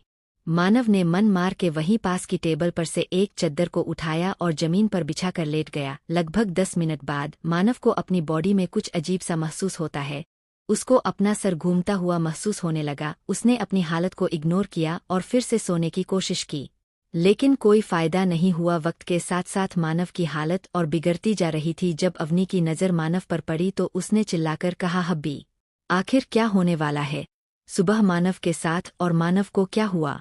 आखिर वह नकाबपोश आदमी कौन है जो मानव को बर्बाद करने के लिए ब्लैक टाइगर का साथ दे रहा? विनय उस लड़की के साथ आगे क्या करेगा? मानव सोने की कोशिश कर रहा था लेकिन उसे अपने शरीर में कुछ अजीब सा महसूस होता है। उसे अपना पूरा शरीर करता तपता हुआ महसूस हो रहा। मानव का पूरा शरीर इस वक्त पसीने से लचपत हो गया। तभी अवनी की नज़र मानव पर पड़ी। यह हब्बी अवनी मानव की हालत देख घबराते हुए उसके पास आ गई और अपने घुटनों के बल जमीन पर बैठकर मानव को उठाने की कोशिश करने लगी। यह हब्बी उठो, हब्बी आपको क्या हुआ? अवनी की आवाज़ सुनकर मानव को थोड़ा थोड़ा होश आया। उसने अपनी नशीली आंखों से अवनी की तरफ देखकर अपनी लड़खड़ा की आवाज़ से बोला, बेबी यहाँ कुछ सही नहीं है, आप यहाँ से चले जाओ। फिर अवनी के हाथों को अपने हाथों में लेते हुए आगे बोला, वह बाहर लकी है, वह आपकी हिफाजत करेगा, प्लीज़ बेबी आपके यहाँ से चली जाओ। मानव की बात सुनकर अवनी ने घबराते हुए कहा, हब्बी आपको अचानक क्या हो गया? आपको इतना पसीना क्यों आ रहा? और आप मुझे यहाँ से जाने को क्यों बोल रहे हैं? क्या आप मेरे साथ नहीं चलोगे? अवनी को इतना घबराते देख मानव ने उससे शांत कराते हुए अपनी धीमी आवाज में कहा, बेबी मेरी बात समझने की कोशिश करो, मैं बाद में आ जाऊंगा, अभी आप यहाँ से जाओ। मानव की बात सुनकर अवनी ने अपना हाथ मानव के हाथों से हटाते हुए कहा, हबी मैं आपको छोड़कर कहीं नहीं जाऊंगी और आपने अपनी हालत देखी है। मानव को पता था अवनी इतनी आसानी से उसे अकेला छोड़कर नहीं जाएगी, इसलिए इस बार उसने थोड़ा सख्त और कठोर लहजे बोला, बेबी मैंने कहा जाओ यहाँ से।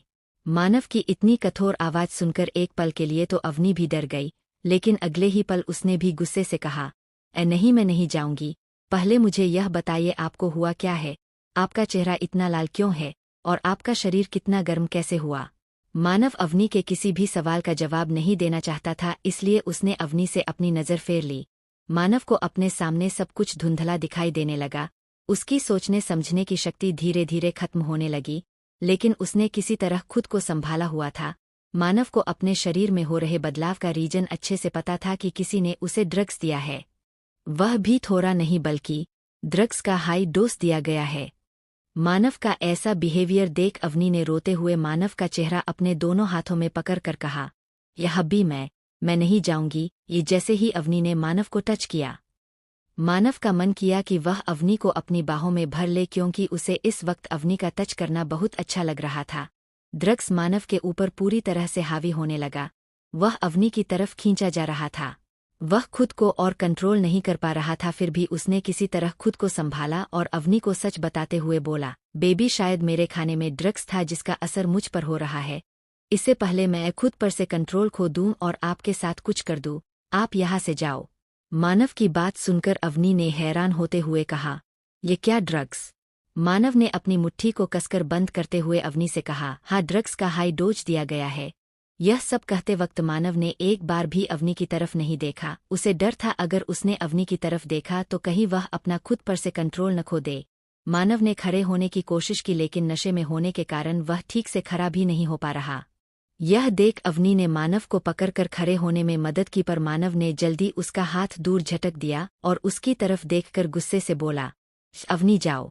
मानव ने इतना ही बोला कि तभी अचानक ही उसे एहसास हुआ कि किसी के नन्हे नन्हे हाथों ने उसे पीछे से गले लगाया हुआ है। मानव ने एक गहरी सांस ली, फिर पीछे मुड़कर उसने अवनी को गले लगा लिया। मानव खुद पर से पूरा कंट्रोल हो चुका था। उसने अपनी को कसकर गले लगा लिया और अपना चेहरा उसके कंधे पर रख दिया। कुछ देर बाद अवनी को महसूस होता है कि मानव उसके नेक पर किस कर रहा। मानव अवनी से दूर हुआ, फिर उसे प्यार से देखकर बोला, बेबी, आई लव यू, हो सके तो मुझे माफ कर देना। इतना कहते ही मानव ने अवनी को किस करना स्टार्ट कर दिया। अवनी ने कसकर मानव के शोल्डर को पकड़ लिया। मानव अवनी को काफी पैशनेटली किस कर रहा था। उसने कसकर अवनी के कमर को पकड़ खुद से चिपका लिया। लगभग 10 मिनट के बाद मानव ने उसके होठों को छोड़ दिया और उसके नेक को किस करने लगा। किस करते करते अचानक मानव ने उसके नेक पर बाइट कर दिया, जिससे अवनी की चीख निकल गई। या अवनी की चीख सुनकर मानव ने उसे और कस के पकड़ लिया। इस वक्त मानव का एक हाथ अवनी के कमर पर था और दूसरे हाथ से उसने अपनी शर्ट निकालकर जमीन पर फेंक दी। अगले ही पल मानव ने अवनी को अपनी गोद में उठा लिया और उसे खाट पर लिटाकर खुद उसके ऊपर आ गया। इस बीच मानव लगातार अवनी को किस कर रहा था और अवनी भी बखूबी उसका साथ दे रही थी। धीरे धीरे काफी वाइल्ड हो गया। थोड़ी देर बाद मानव और अवनी के कपड़े जमीन पर इधर उधर पड़े थे। पूरे कमरे का तापमान गर्म हो चुका था। लगभग 1 घंटे बाद मानव आराम से अवनी के सीने पर सर रख के सो रहा था और अवनी उसे अपनी गुस्से भरी नजरों से घूर रही थी।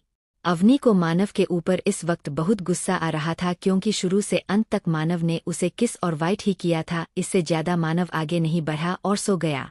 अवनी गुस्से से मानव को घूरते हुए अपने मन में बोली, डैडी ने जैसा कहा था हब्बी ने तो वैसा कुछ भी नहीं किया। वही मानव के चेहरे पर सोते वक्त भी एक रहस्यमयी थी। उसने अपने मन में सोचा, बेबी, मुझे बेवकूफ बनाना इतना आसान नहीं है और मानव राजवंश इतना कमजोर नहीं कि एक ड्रग्स उसे काबू में कर सके। इतना सोचने के बाद मानव अवनी से चिपक कर सो गया। वही घर के बाहर जिस औरत के घर पर मानव और अवनी रुके थे, वह औरत छुपते छुपाते घर से निकलकर अपने सामने वाली गली में चली गई। वहां पहले से ही एक काले कपड़े पहना आदमी खड़ा होकर किसी का इंतजार कर रहा। उसने अपने चेहरे पर मास्क भी लगाया हुआ है। मास्को वाले आदमी के पास पहुंचकर उस औरत ने डरते हुए कहा, मैंने आपका काम कर दिया है। आपने जो दवा मुझे दी थी मैंने उसे उस लड़के के खाने में मिला दिया। उस औरत की बात सुनकर मास्क मैन ने कहा, तुमने बहुत अच्छा काम किया है, इसका इनाम भी तुम्हें मिलेगा। इतना कहने के बाद आपने जेब से नोटों की गड्डी निकालकर उस औरत को दे दी। नोटों की गड्डी लेकर वह औरत तुरंत वहां से चली गई। उस औरत के जाने के बाद मस्क मैन ने खुद से कहा, कभी सोचा नहीं था ऐसी बचकानी हरकत मुझे करनी होगी। अगर इस डेविल को पता चल गया इन सब में मैं भी शामिल हूँ, तो कहीं वह मेरा कचूमर ना बना दे, या शायद वह दिन मेरे जीवन का आखिरी दिन होगा। आखिरी लाइन बोलते वक्त उस मास्क मैन के आंखों में डर साफ नजर आ रहा था। वहीं दूसरी तरफ ऋषि आज बहुत खुश था, क्योंकि उसे ब्लैक टाइगर की बात सुनकर पूरा यकीन हो गया कि मानव बहुत जल्द मरने वाला है, फिर वह अवनी से शादी करके उसकी सारी प्रॉपर्टी अपने नाम करवा लेगा। यही सब सोच सोच कर ऋषि बहुत खुश हो रहा था। तभी उसके कमरे में नैना ने आते हुए उससे पूछा, क्या बात है ऋषि, आज तो बहुत खुश नजर आ रहे हो। नैना का सवाल सुनकर पहले ऋषि ने उसकी तरफ देखा, फिर जवाब दिया, आखिर खुशी की बात ही है। ऋषि का जवाब सुनकर नैना उसके बगल में बैठते हुए बोली, ऋषि, और वह खुशी की बात क्या है? ऋषि ने नैना को गले लगाते हुए खुश होकर कहा, बहुत जल्द मानव मरने वाला है, फिर मैं अवनी से शादी करके उसकी सारी प्रॉपर्टी अपने नाम कर लूंगा। ऋषि की बात सुनकर नैना ने ऋषि से दूर होते हुए कहा, तुम मानव के मरने से ज्यादा खुश हो रहे हो या अवनी से शादी करने के बारे में सोच के? नैना की बात सुनकर ऋषि ने उसे दोबारा गले लगाते हुए कहा, बेबी, तुम यह कैसी बात कर रही हो? भला मैं उस बहन जी को कैसे पसंद कर सकता हूँ? मेरा सच्चा प्यार तो सिर्फ तुम हो। ऋषि की बात सुनकर नैना ने उसे शक भरी नजरों से घूरते हुए पूछा, ये क्या सच में? नैना की बात सुनकर ऋषि ने उसे बेड पर लिटा दिया, फिर उसके ऊपर आते हुए पहले उसके होठों को चूमा, फिर आंखों में आंखें डालकर बोला, एक बार उसकी प्रॉपर्टी हमें मिल जाए फिर उसे भी ठिकाने लगा देंगे, उसके बाद सिर्फ मैं और तुम और हमारा प्यार। नैना उसके सीने पर हाथ रखते हुए बोली, मैं कैसे मान लूं कि तुम मुझसे प्यार करते हो? नैना की बात सुनकर ऋषि के चेहरे पर एक रहस्यमयी मुस्कान आ जाती है। कोई बात नहीं बेबी, आज रात के बाद तुम्हें पता चल जाएगा कि मैं तुमसे प्यार करता हूँ या नहीं। इतना कहते ही ऋषि ने नैना को किस करना स्टार्ट कर दिया। कुछ देर बाद दोनों के कपड़े जमीन पर पड़े थे। यह सिलसिला पूरा 3 घंटे तक चला। फिर दोनों थक कर सो गए। तभी रूम की खिड़की पर एक साया नजर आया जो इस पूरे सीन को अपने फोन में रिकॉर्ड कर रहा था। वही ऋषि और नैना दोनों इस बात से बेखबर आराम से एक दूसरे की बाहों में सो रहे। कौन है वह मार्क्समैन? आखिर क्यों मानव के ऊपर ड्रग्स का हाई डोज का असर होने के बाद भी उसने अवनी के साथ कुछ नहीं किया? अवनी और मानव के दिमाग में क्या चल रहा है? कौन है वह साया? ऋषि ने ऐसा क्यों कहा कि मानव मरने वाला है? सुबह का वक्त। सिंह मेशन। आज मौसम है सुहाना, डेविल को परेशान करने का चाहिए बहाना। यह गाना गाते हुए नीरज जी बड़े ही खुश नजर आ रहे थे। नीरज जी गाते हुए डाइनिंग टेबल पर आकर नेताजी का हाथ पकड़कर दूसरा गाना गाते हैं। आज मैं ऊपर, वो डेविल है नीचे, आज मैं आगे, डेविल मानव है पीछे। नीरज जी की ऐसी पागलों वाली हरकत देख नेताजी और अर्जुन हैरान थे। लेकिन जैसे ही उन दोनों ने उनके गाने में मानव का जिक्र सुना तो उन्हें सारा माजरा समझ आ गया कि पक्का इन्होंने मानव के साथ जरूर कुछ किया है। नेताजी ने नीरज जी से अपना हाथ छुड़ाते हुए पूछा, क्या पागलों वाली हरकत कर रहे हो आप? नेताजी की डांट सुनकर भी नीरज जी पर कोई असर नहीं हुआ। वह ऐसे ही गाते हुए डाइनिंग टेबल पर बैठ गए। डाइनिंग टेबल पर बैठते ही उन्होंने फिर से गाना शुरू किया। आज मौसम है सुहाना, मेरे प्यारे राक्षस घमंडी दामाद को परेशान करने का मिल गया है बहाना। अपने पिता की हरकत को देख अर्जुन ने अपनी माँ से कहा, मम्मा कहीं नहाते वक्त डैड के दिमाग के कुछ स्क्रू जमीन पर तो नहीं गिर गए? मम्मा मुझे डैड की चिंता हो रही है, कहीं वह पागल तो नहीं हो गए? अगर ऐसा हुआ तो हमें अपनी सेफ्टी के लिए इन्हें मेंटल हॉस्पिटल भेजना होगा। अर्जुन की बात सुनकर नीताजी ने अपने पति को देखते हुए अर्जुन से कहा, मैं तो कहती हूँ अभी ही मेंटल असाइलेंट वालों को बुलाओ, कम से कम एक तो टलेगी इस घर से।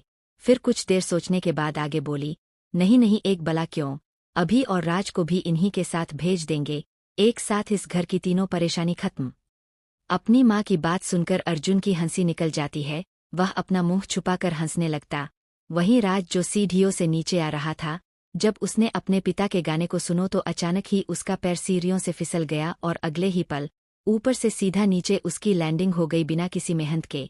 गिरने की आवाज सुनकर डाइनिंग टेबल पर बैठे तीनों लोगों की नजर राज पर पड़ती है, जो सीढ़ियों के नीचे पड़ा अपनी कमर को सहला रहा। राज को देखकर नेताजी ने उसे चिल्लाते हुए कहा, क्या महाराज अपने पैरों को कष्ट देने में कोई परेशानी हो रही थी जो लुढ़कते हुए सीढ़ियों से नीचे उतरे, या यह तुम्हारा कोई नया स्टाइल है?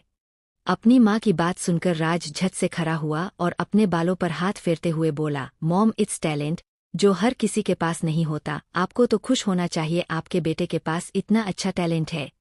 इतना कहने के बाद राजा डाइनिंग टेबल पर अपने डैडी के बगल वाली सीट पर बैठकर अपने डैडी से बड़ी स्टाइल से पूछाता है, डैडी आप इतना खुश क्यों हो? हमें भी बताइए ताकि हम भी खुश हो सके। राज की बात सुनकर नीरज जी ने अपने कोट को ठीक करते हुए बड़े ही एटीट्यूड से जवाब दिया, मैं तुम्हें क्यों बताऊं कि मैंने और मेरी राजकुमारी ने उस घमंडी डेविल यानी मेरे दामाद को ड्रग्स दिए हैं। अगर तुम लोगों को मैंने बता दिया तो तुम लोग उस राक्षस को जाकर बता दोगे। नीरज जी के इतना कहते ही एक बार फिर से किसी चीज के गिरने की आवाज आई।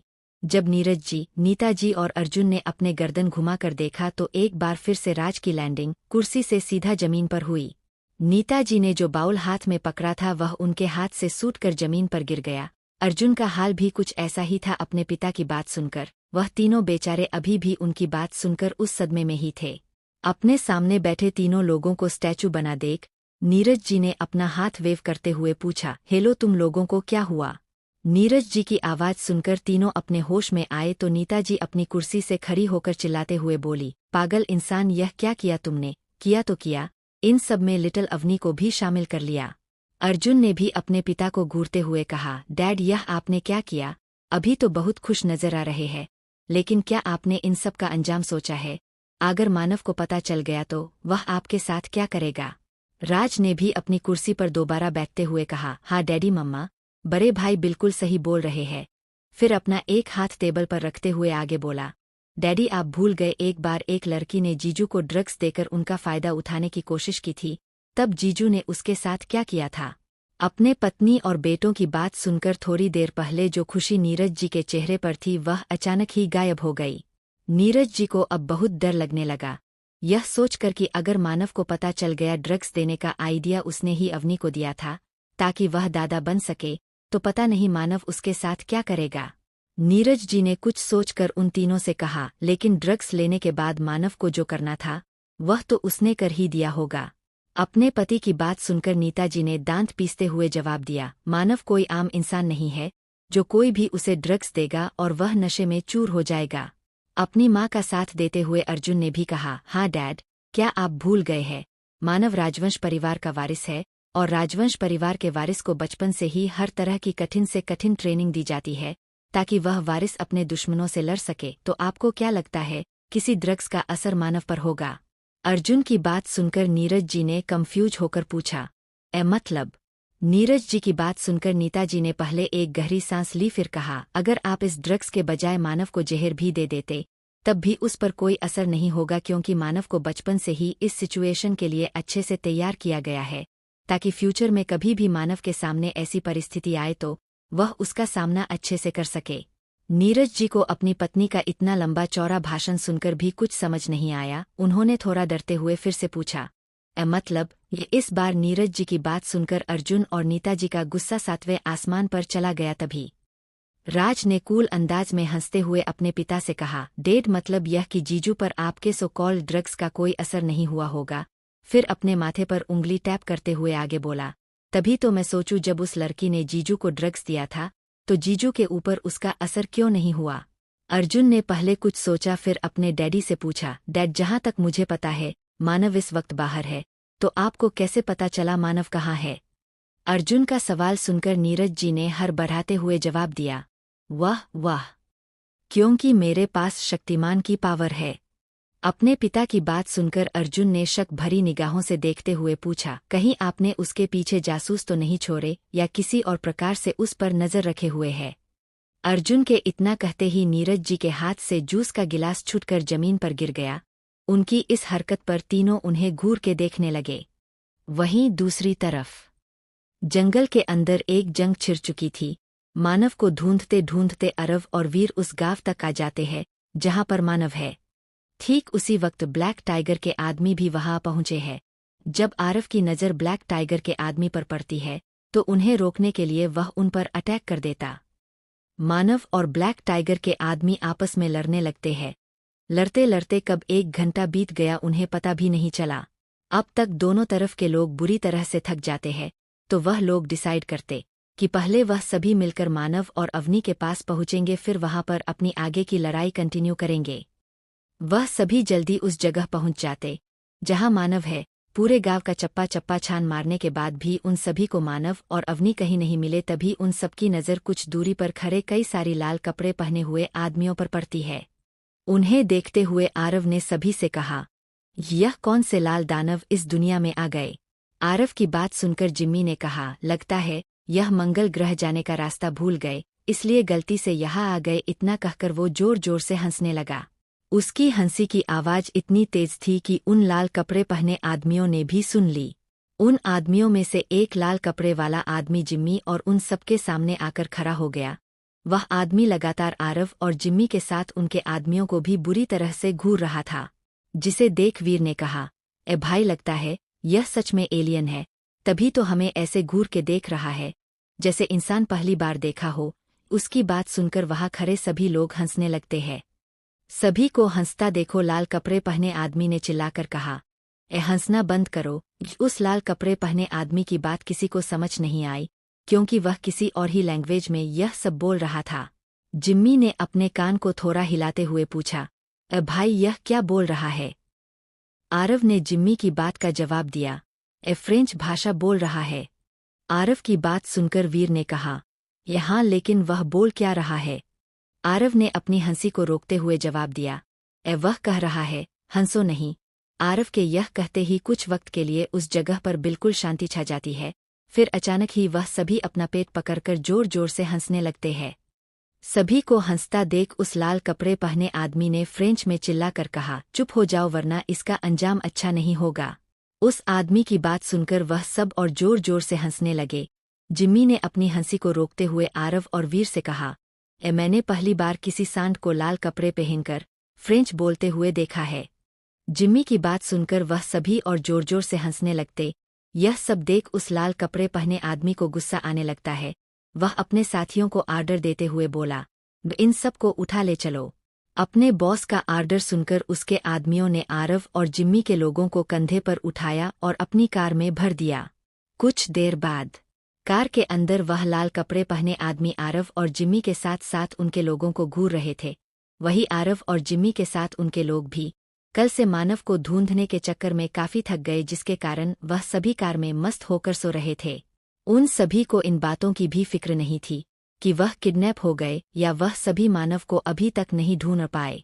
लगभग 2 घंटे बाद उन सभी की कार एक हवेली में आकर रुकी। सबसे बड़ी बात यह थी कि कार रुकने के बाद आरव और जिम्मी के साथ उनके आदमियों ने भी अपने पैरों को कष्ट देने की बिल्कुल भी हिम्मत नहीं की। मजबूरन उन लाल कपड़े पहने आदमियों को उन्हें उठाकर अंदर ले जाना पड़ा। अंदर पहुंचते ही उन आदमियों ने आरव, वीर और जिम्मी के साथ उनके आदमियों को भी सोफे पर पटक दिया। सोफे पर गिरते ही जिम्मी ने अपनी आंखें खोलते हुए कहा, क्या मस्त नींद आई, वरना कल से चल चल कर थक गए थे। आरव की भी नींद खुल गई। उसने अंगड़ाई लेते हुए कहा, वह लाल कपड़े पहने वाले सांड भैया, थैंक यू, आपके कारण मुझे इतनी अच्छी नींद। इससे आगे वह और कुछ बोल पाता, एक जूता आकर सीधा उसके मुंह पर पड़ा। आरव की नींद जूते पड़ने से पूरी तरह उड़ गई। उसने चिल्लाते हुए कहा, अबे कौन है इसकी? तो इसके आगे के शब्द उसके मुंह में ही दब गए। उसने डरते हुए कहा, बॉस आप भी यही है क्या? आपको भी इन लोगों ने उठवा लिया है? उसकी बात सुनकर मानव गुस्से से कहा, ये जस्ट शट अप।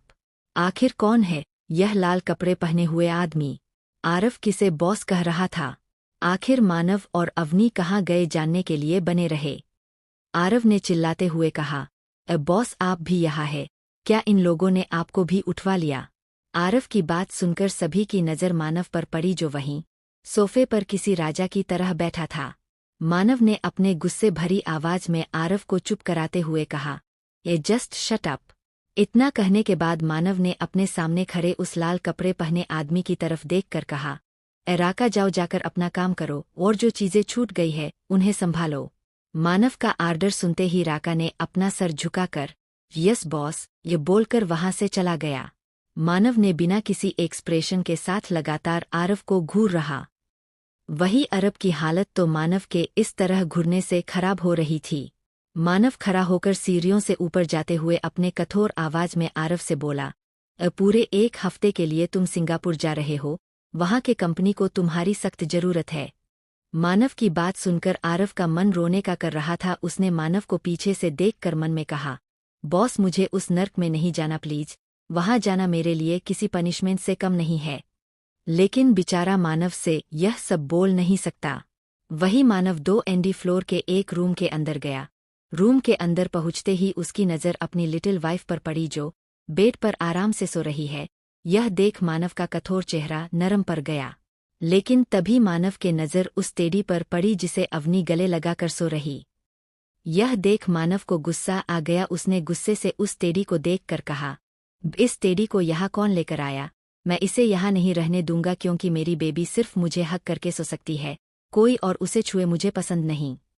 इतना कहते ही मानव ने उस टेडी को अवनी से अलग करने की कोशिश की, मगर अवनी ने उस टेडी को इतनी मजबूती से पकड़ा हुआ है कि मानव उसे अवनी से अलग ही नहीं कर पा रहा।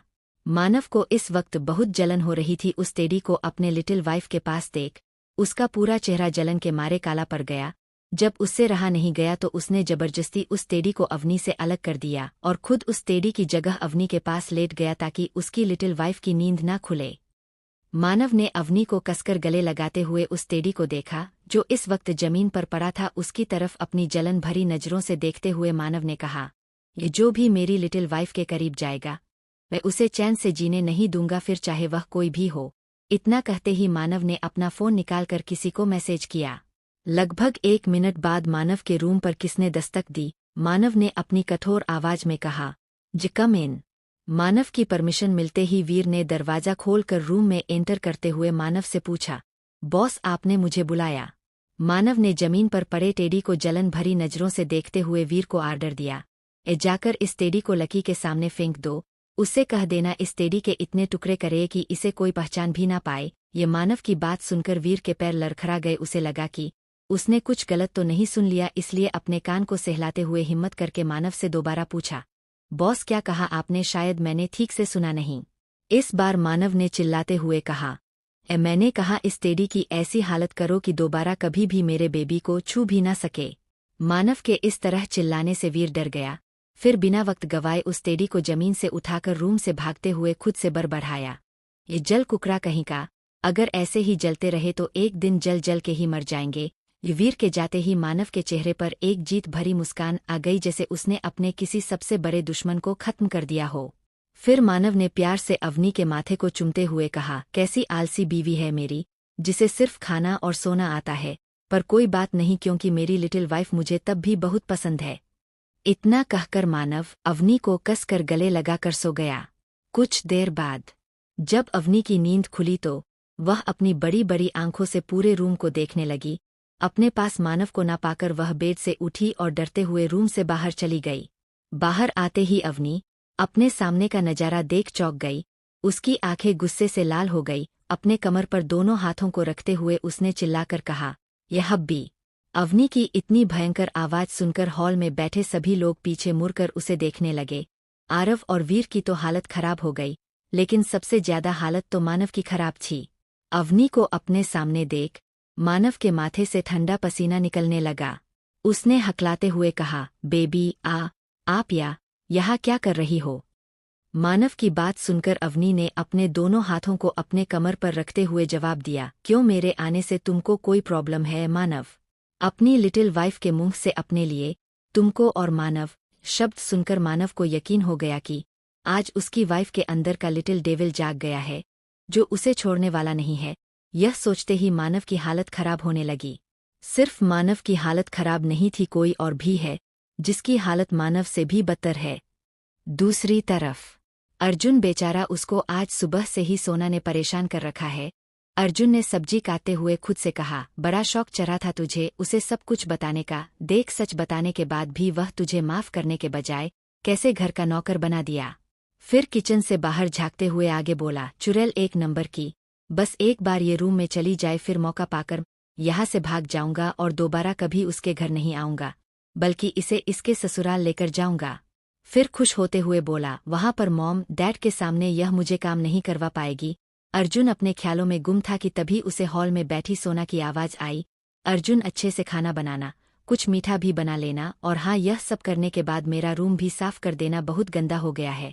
और एक और बात, बर्तन धोने के बाद जरा मेरे सिर की मालिश कर देना, बहुत दर्द हो रहा है, और मेरे पैरों में भी। सोना की बात सुनकर किचन में खाना बना रहे अर्जुन ने रोने जैसी शक्ल बनाकर ऊपर देखते हुए कहा, यह भगवान, इस चुड़ैल बीबी से मुझे बचा लो। मैंने तो मजबूरी में इसे खुद से दूर किया था, अब जब मैं खुशी खुशी इसके साथ रहना चाहता हूं तो कैसे हिटलर बन के मुझ पर आर्डर चला रही है। इससे अच्छी तो मेरी बहन है, कम से कम मानव की ऐसी हालत तो नहीं करती। उसने तो कभी ऊंची आवाज में भी मानव से बात नहीं की होगी। उधर मानव अवनी को शांत कराने की कोशिश में लगा हुआ था। अवनी ने अपने पास में रखा फ्लावर वास उठाकर मानव के ऊपर फेंकते हुए पूछा, मानव ये लड़की कौन है? अपनी तरफ आ रहे है? फ्लावर वास को पकड़ते हुए मानव ने जवाब दिया, बेबी मैं तो आपका हब्बी हूं ना, तो आप मुझे मानव क्यों बोल रही हो? मानव की बात सुनकर अवनी ने आरव को आर्डर देते हुए कहा, अपने जूते दो। अवनी की बात सुनकर सभी चौंक गए। मानव जल्दी ही अपने होश में आते हुए बोला, बेबी आप ऐसा नहीं कर सकती और आप जो सोच रही हो वह गलत है। यह कोई लड़की नहीं बल्कि। इसके आगे के शब्द मानव के गले में ही रह गए, क्योंकि अवनी उसे बुरी तरह घूर रही थी। डरते हुए आरव ने अपने जूते उतारकर अवनी को दे दिए। अवनी ने झट से जूता लिया और अटैक की पोजीशन में आ गई। यह देख मानव ने अपनी आंखें बंद करके अपनी लिटिल वाइफ से मार खाने को तैयार हो गया। जब कुछ देर तक उसे कुछ भी महसूस नहीं हुआ तो उसने अपनी आंखें खोलकर देखा तो सामने का नज़ारा देख वह चौंक गया। अवनी जिसे लड़की समझ रही थी उसके लंबे लंबे बालों को पकड़कर उसे जूते से बुरी तरह मारने के साथ साथ ही उसे कह रही थी, तुम बेशर्म लड़की नहीं बेशर्म आंटी, शर्म नहीं आती मेरे हबी के पास बैठते हुए? बैठी तो बैठी, लेकिन तुमने मेरे हबी छुआ कैसे? वो सिर्फ लिटिल अवनी के है। अगर दोबारा मेरे हबी के आसपास भी नजर आई तो मैं अगली बार तुम्हें लकी के सामने फेंक दूंगी, समझी? यह देख मानव जल्दी से आगे बढ़कर अवनी को रोकने की कोशिश की। बेबी वह लड़की नहीं है, आपको कोई गलतफहमी हो गई, प्लीज उसे छोड़ दो। लेकिन अवनी तो कुछ सुनने के मूड में ही नहीं थी। वह बस लगातार उस इंसान के बाल पकड़कर मारे जा रही। अवनी का काली अवतार देख हॉल में मौजूद सभी लोग डर गए। अवनी ने उस इंसान के बम पर मारते हुए आगे बोली, बोल अगली बार से मेरे हबी को हाथ लगाओगी? अवनी की बात सुनकर उस इंसान ने रोते हुए कहा, मुझे माफ कर दो, मैं मानव को अगली बार टच भी नहीं करूंगा। मार खाने वाले इंसान की बात सुनकर अवनी ने गुस्से से उसके बम पर एक और लात मारते हुए कहा, बूढ़ी आंटी आपकी आवाज लड़कों जैसी क्यों है? बोलो जल्दी करो नहीं तो एक और दूंगी। अवनी की धमकी सुनकर वह इंसान डर गया। उसने अवनी के पैर पकड़ते हुए गिरगिरा कर कहा, प्लीज मुझे जाने दो और मैं कोई लड़की नहीं हूँ, एक लड़का हूँ, इसलिए मेरी आवाज लड़कों जैसी है। इतना कहते ही उस इंसान ने अपना चेहरा अवनी की तरफ किया।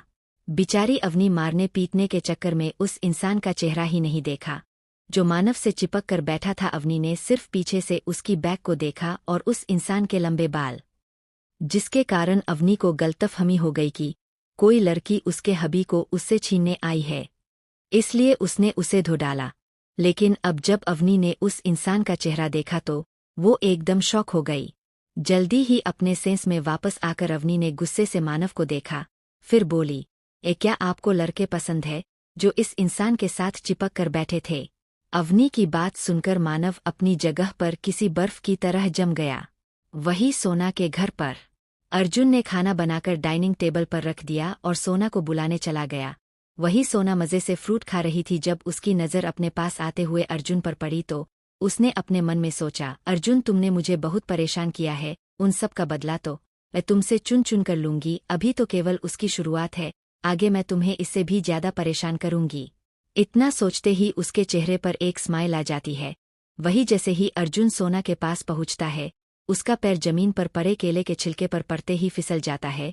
वह सीधा सोना के ऊपर गिर जाता। और कौन है वह इंसान जिसे अवनी पीट रही थी? आखिर सोना अर्जुन से कैसा बदला लेगी? आगे अवनी मानव के साथ क्या करेंगी? जाने के लिए बने रहें।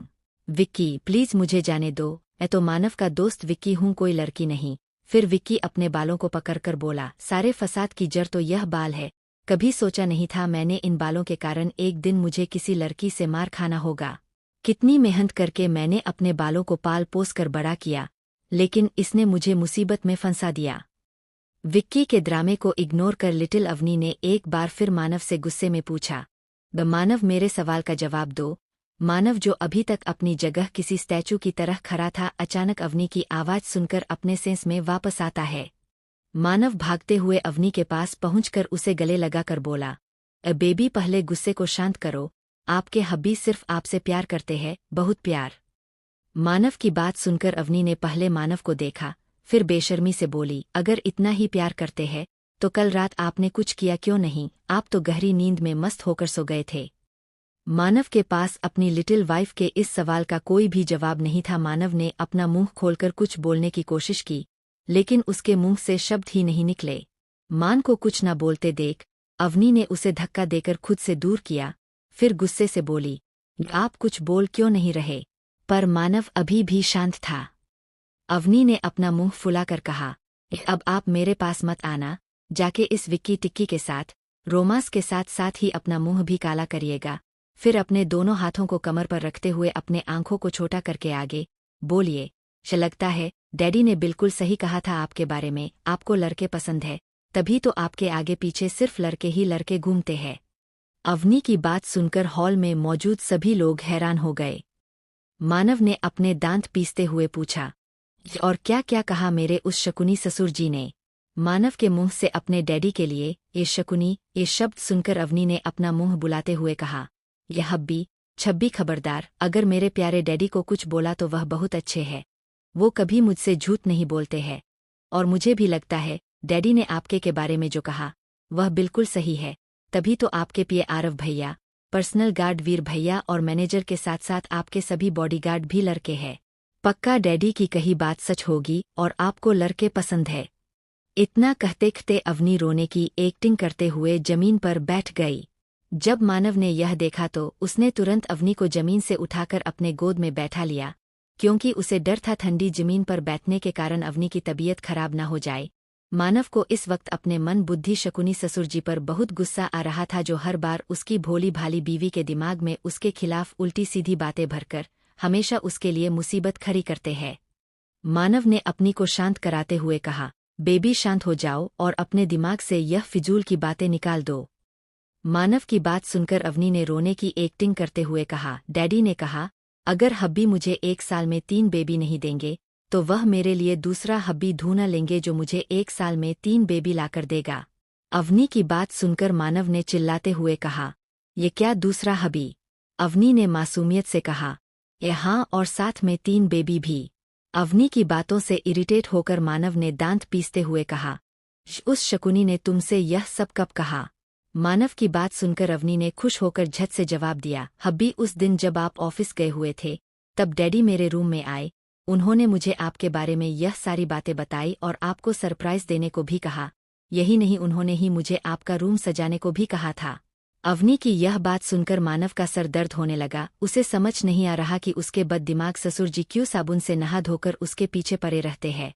एक लंबी गहरी सांस लेकर मानव ने पहले खुद को शांत किया, फिर अपनी लिटिल वाइफ को देख प्यार से बोला, बेबी आपका एकलौता हब्बी सिर्फ मैं हूँ। और हाँ, विक्की की तरफ इशारा करके मानव ने आगे कहा, ये विक्की है जो कि एक लड़का है। यह सिर्फ मेरे बगल में बैठकर कंपनी से रिलेटेड कुछ इंपॉर्टेंट चीजें बता रहा था, इसके अलावा आप जो सोच रही हो ऐसा कुछ भी नहीं है।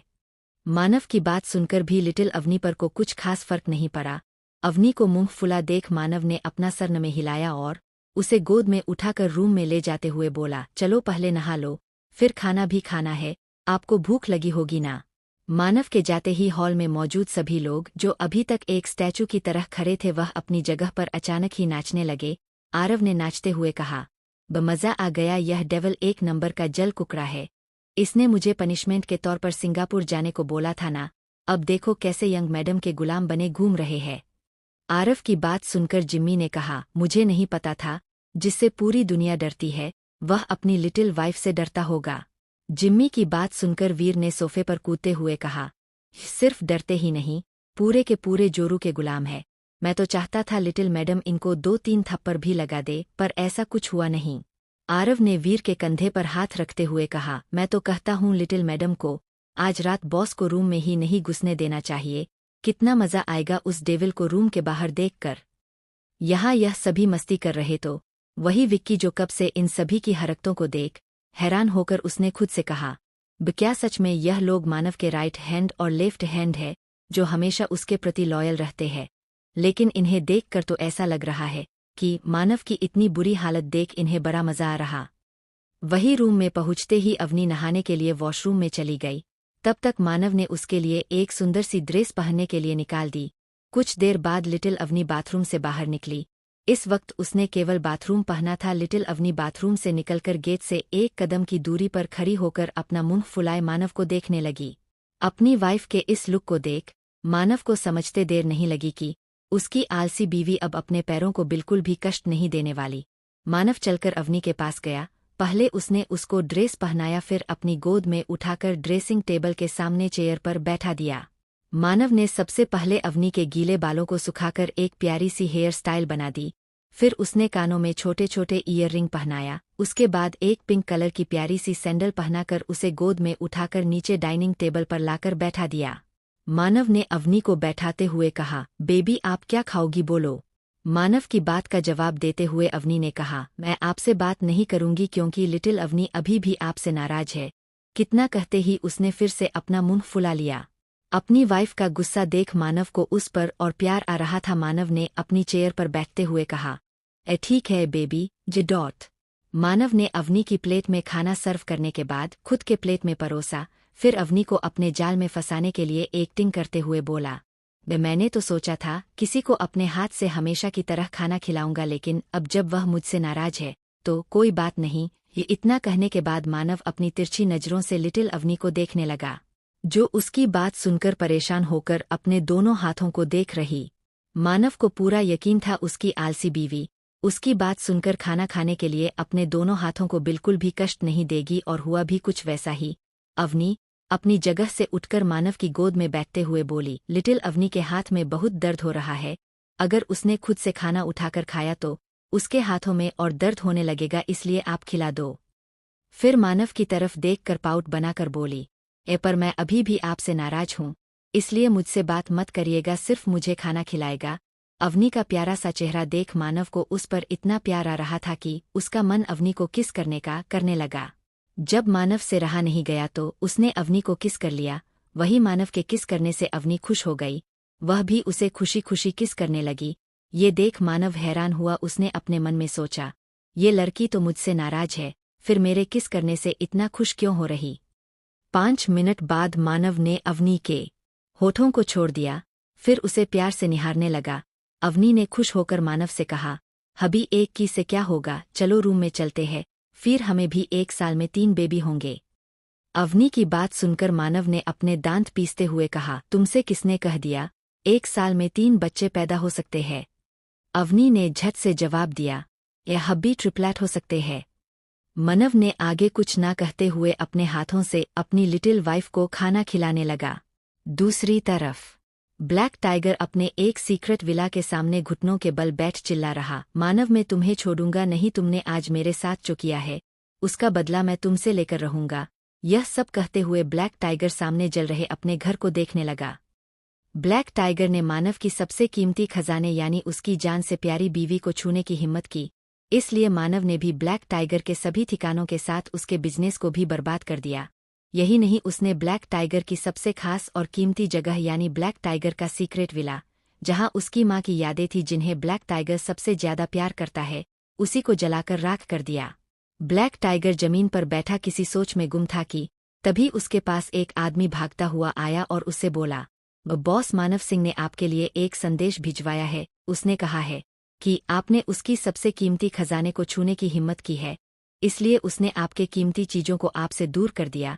यही नहीं, उसने तो यह भी कहा कि मैं आपको बता दूं, जितना शोक मनाना है मना लीजिए, और आपके पास जीने के लिए समय नहीं बचा, क्योंकि मानव कभी भी अपने दुश्मनों को माफ नहीं करता, वो सीधा उन्हें खत्म करता है।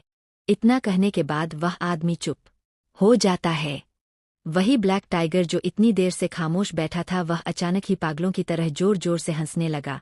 उसने हंसते हुए कहा, मानव मानव मानव तुम कोई और हो, जरूर तुम्हारी पहचान कुछ और है जिसे तुमने सबसे छुपा कर रखा है, क्योंकि सिंह फैमिली की इतनी पहुंच या उसमें इतनी ताकत नहीं है कि वह ब्लैक टाइगर को बर्बाद कर सके, मगर तुमने तो सीधा मेरे सीक्रेट विला में आग लगा दी। तुम उस जगह पहुंच गए जिसके बारे में मेरे अलावा किसी को नहीं पता। इसके अलावा मुझे पूरा यकीन है तुम्हें मेरे बारे में बहुत कुछ पता है, और जिस इंसान को ब्लैक टाइगर के बारे में सब कुछ पता हो वह कोई आम इंसान नहीं हो सकता। जरूर तुमने सिंह परिवार की आड़ में अपनी असली पहचान को छुपा कर रखा है। इतना कहने के बाद ब्लैक टाइगर पागलों की तरह लगातार हंसे जा रहा है। आगे अपने ससुर जी के साथ और ब्लैक टाइगर के साथ मानव क्या करेगा, जाने के लिए बने रहे। मानव एक अंधेरे रूम में चेयर पर बैठा वाइन पी रहा था। उसके सामने आरव, वीर, जिम्मी और विक्की खड़े थे। मानव के चेहरे पर गुस्सा साफ झलक रहा। उसने कठोर मगर धीमी आवाज में जिम्मी से पुकारा, ये जिम्मी। मानव के मुंह से अपना नाम सुनकर डरते हुए वो बोला, जी यस बॉस। जिम्मी के मुंह से यह 2 शब्द सुनकर मानव अपनी जानलेवा नजरों से उसे घूमने लगा। उसके बाद एक एक शब्द चबाकर बोला, मैंने तुम्हें ब्लैक टाइगर के पास अपना जासूस बनाकर भेजा था, ना कि वही बसने के लिए। तुम्हें उसके बारे में पता करने में इतना वक्त क्यों लगा? जिम्मी ने डरते हुए जवाब दिया, बॉस वह ब्लैक टाइगर बहुत चालाक है। पिछले 3 सालों से मैं उसके साथ था मगर आज तक मैं कभी उसका चेहरा नहीं देख पाया। इनफैक्ट मुझे तो लगता है जो ब्लैक टाइगर हमारे सामने है, जिसने यंग मैडम को किडनैप किया, वह असली ब्लैक टाइगर है ही नहीं, वह जरूर कोई बहरूपिया होगा। जिम्मी की बात सुनकर विक्की ने कहा, मानव मुझे भी जिम्मी की बात सही लगती है, क्योंकि आज तक ब्लैक टाइगर को किसी ने नहीं देखा और मुझे नहीं लगता वह इतनी आसानी से यूं ही सबके सामने आ जाएगा। उन सभी की बात सुनकर मानव के चेहरे पर एक रेवल स्माइल आ जाती है। उसने जिम्मी की तरफ स्माइल करते हुए कहा, लगता है तुमने इतने सालों में केवल उसके यहाँ टाइम पास ही किया है, तभी तो तुम्हें केवल शक है कि वह असली ब्लैक टाइगर नहीं। सही कहा ना जिम्मी मैंने? मानव की स्माइल देख जिम्मी के हाथ पैर ठंडे हो गए। फिर मानव ने आरव को आर्डर देते हुए कहा, आरव जिस में भी बेबी को छुआ है, उनके हाथ काट कर इस दुनिया से गायब करवा दो। वह सब मुझे इस दुनिया में दिखाई नहीं देने चाहिए। मानव ने यह सब बहुत ही गुस्से से कहा। मानव अपने आप को यह सोचने से रोक नहीं पाता कि जब ब्लैक टाइगर ने अवनी को किडनैप कराया था, तब उन सभी ने उसकी प्यारी बीवी को कैसे घूर होगा या उसे अपने गंदे हाथों से छुआ होगा। जब भी मानव यह सोचता उसके सर पर खून सवार हो जाता। मानव की बात सुनकर जिम्मी ने आरव के कान में कहा, यह डेविल मैडम के सामने कैसे बिल्ली बन जाता है, मगर जब भी मैडम इनके के आसपास नहीं होती तो यह एक राक्षस बन जाते हैं। वीर ने उसकी बात सुनकर कहा, चुपचाप अपना मुंह बंद रखो, क्योंकि बॉस की आंखें चील से भी ज्यादा तेज और कान तो उससे भी ज्यादा तेज है। वीर की बात सुनकर सभी अपनी डरी नजरों से मानव को घूरने लगे। तभी मानव ने गुस्से से कहा, आरव क्या तुम्हें सुनाई नहीं दिया मैंने क्या कहा है? जाओ और जाकर 2 घंटे के अंदर नकली ब्लैक टाइगर और उसके लोगों को गायब कर दो। वह सब मुझे दोबारा दिखने नहीं चाहिए। मानव की गुस्से भरी आवाज सुनकर आरव अपनी जगह पर उछल पड़ा। उसने अपने मन में मानव की एक्टिंग करते हुए कहा, आरव उन सभी को दुनिया से गायब कर दो। फिर आरव ने मानव को कोसते हुए कहा, दुनिया से गायब कर दो माय फुट? अरे हलवा बनाना जितना आसान काम है क्या लोगों को गायब करना? खुद को तो केवल आर्डर देना आता है और सारी मेहनत मुझ बेचारे को करनी पड़ती है। अरब यह सोच रहा था कि तभी उसके कानों में एक कठोर आवाज पड़ती है, अगर मुझे कोसना हो गया हो तो जाकर अपना काम करो, क्योंकि 5 मिनट तो तुमने यूं ही गवा दिए। मानव की बात सुनकर आरव ने चौंक कर कहा, जी क्या? इससे पहले वो और कुछ कहता विक्की और जिम्मी उसे टांगते हुए बाहर लेकर आ गए। उन तीनों के बाहर जाने के बाद मानव ने वीर को ऑर्डर दिया, 1 घंटे है तुम्हारे पास, मुझे वो सड़क पर चाहिए। और हाँ, आए बेबी ने विक्की के बालों को छुआ था, इसलिए उससे कहो वो अपने बाल कटवा ले, वरना फिर जो उसके साथ करूंगा शायद वो बर्दाश्त ना कर पाए। वीर ने हड़बड़ाते हुए जवाब दिया, जी यस बॉस। ये इतना कहकर वो वहां से चला गया। वही लिटिल अवनी पूरे कमरे में इधर उधर घूमकर रूम के चक्कर लगा रही थी। तभी खिड़की से एक काले कपड़ा पहने आदमी रूम के अंदर एंटर करता है, जिसके चेहरे पर मास्क लगा हुआ था। वह आदमी सीधा अवनी के सामने खड़ा हो गया और डरते हुए बोला, वाह। मास्क मैन को इतना डरता हुआ देख अवनी को कुछ अजीब लगा, लेकिन इस बात पर ज्यादा ध्यान ना देते हुए उसने डायरेक्ट पूछा, क्या हुआ, इतना डर क्यों रहे हो आप? अवनी का सवाल सुनकर वह मास्क मैन ने जल्दी से जवाब दिया, वह मानव को शायद पता चल गया है कि उसे ड्रग्स किसने दिए हैं। मास्क मैन की बात सुनकर अवनी चौंक गई। फिर उसने थोड़ा नॉर्मल होते हुए जवाब दिया, इसमें कौन सी बड़ी बात है, अगर हब्बी को सच पता चल गया। वह सब छोड़ो, पहले मुझे यह बताओ उस ड्रग्स का असर हब्बी पर क्यों नहीं हुआ? फिर थोड़ा उदास होकर बोली, आपको पता है उन्होंने मेरे साथ कुछ भी नहीं किया। अवनी का लटका हुआ चेहरा देख उस मार्क्समैन ने उसके बाल को सहलाते हुए कहा, सो सैर, पर तुम चिंता मत करो, वो खुद तुम्हारे पास आएगा, देख लेना। और हाँ, तुम उसके लिए रोमांटिक डेट क्यों नहीं अरेंज करती? मार्क्समैन की बात सुनकर अवनी की आंखों में चमक आ गई। उसने मार्क्समैन की बात दोहराते हुए कहा, ए रोमांटिक डेट? मास्कमैन ने एक्साइटेड होकर जवाब दिया, हाँ, और फिर तुम उस रोमांटिक डेट पर उसे ढेर सारा शराब पिला देना, फिर देखना कैसे दौरा दौरा आएगा तुम्हारे पास।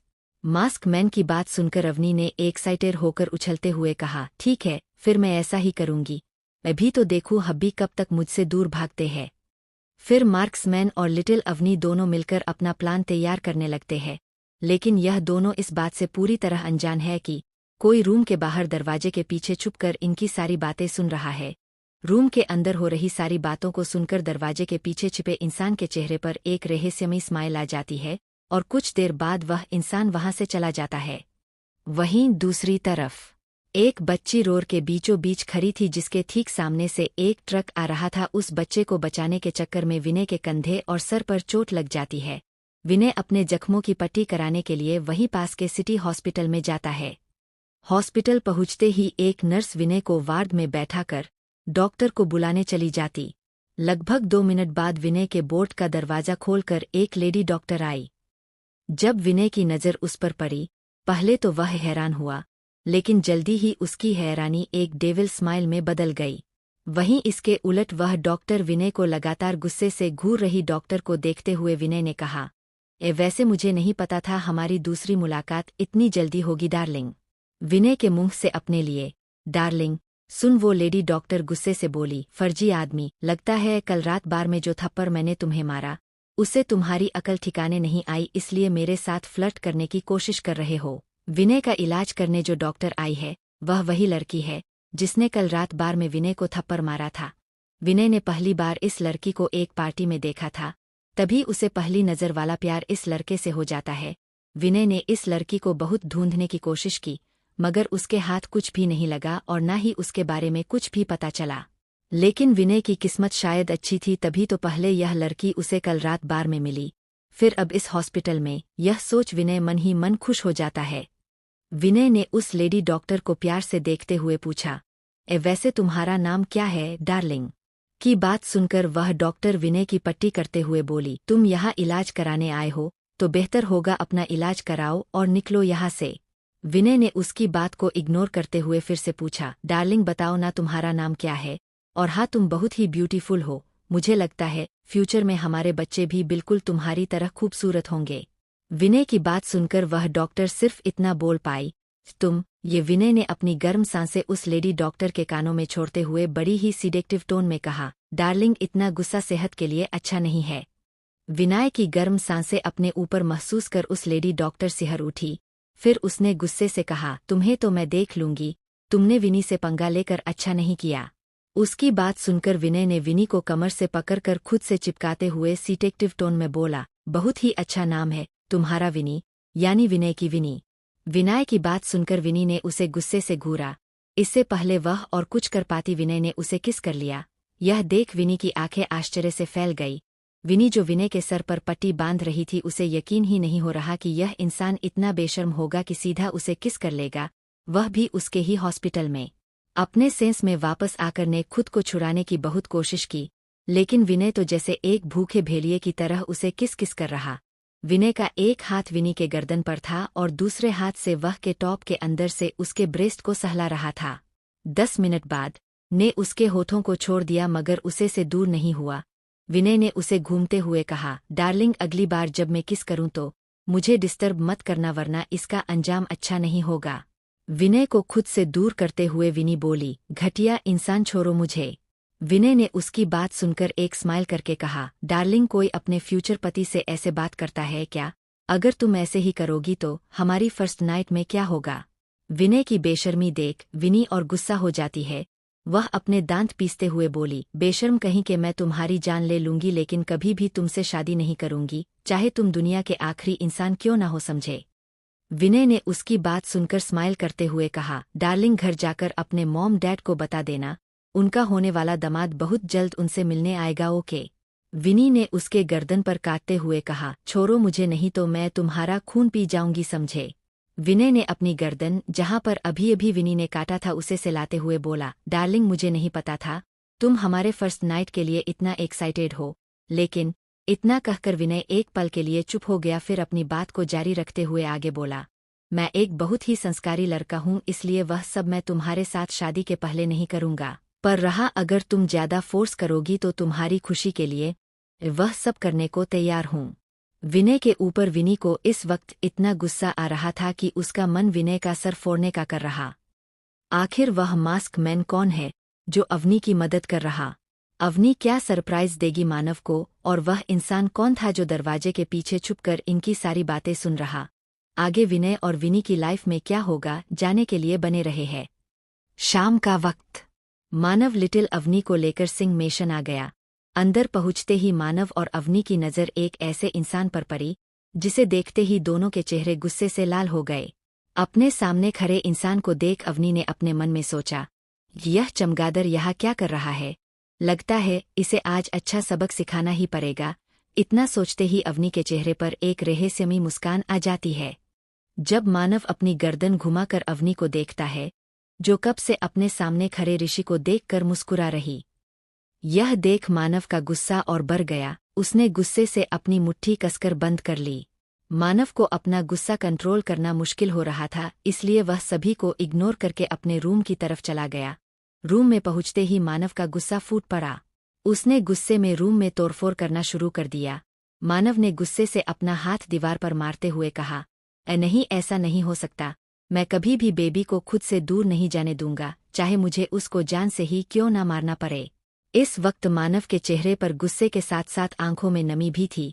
उसके आंखों के सामने बार बार अवनी का ऋषि को देखकर मुस्कुराना याद आ रहा था।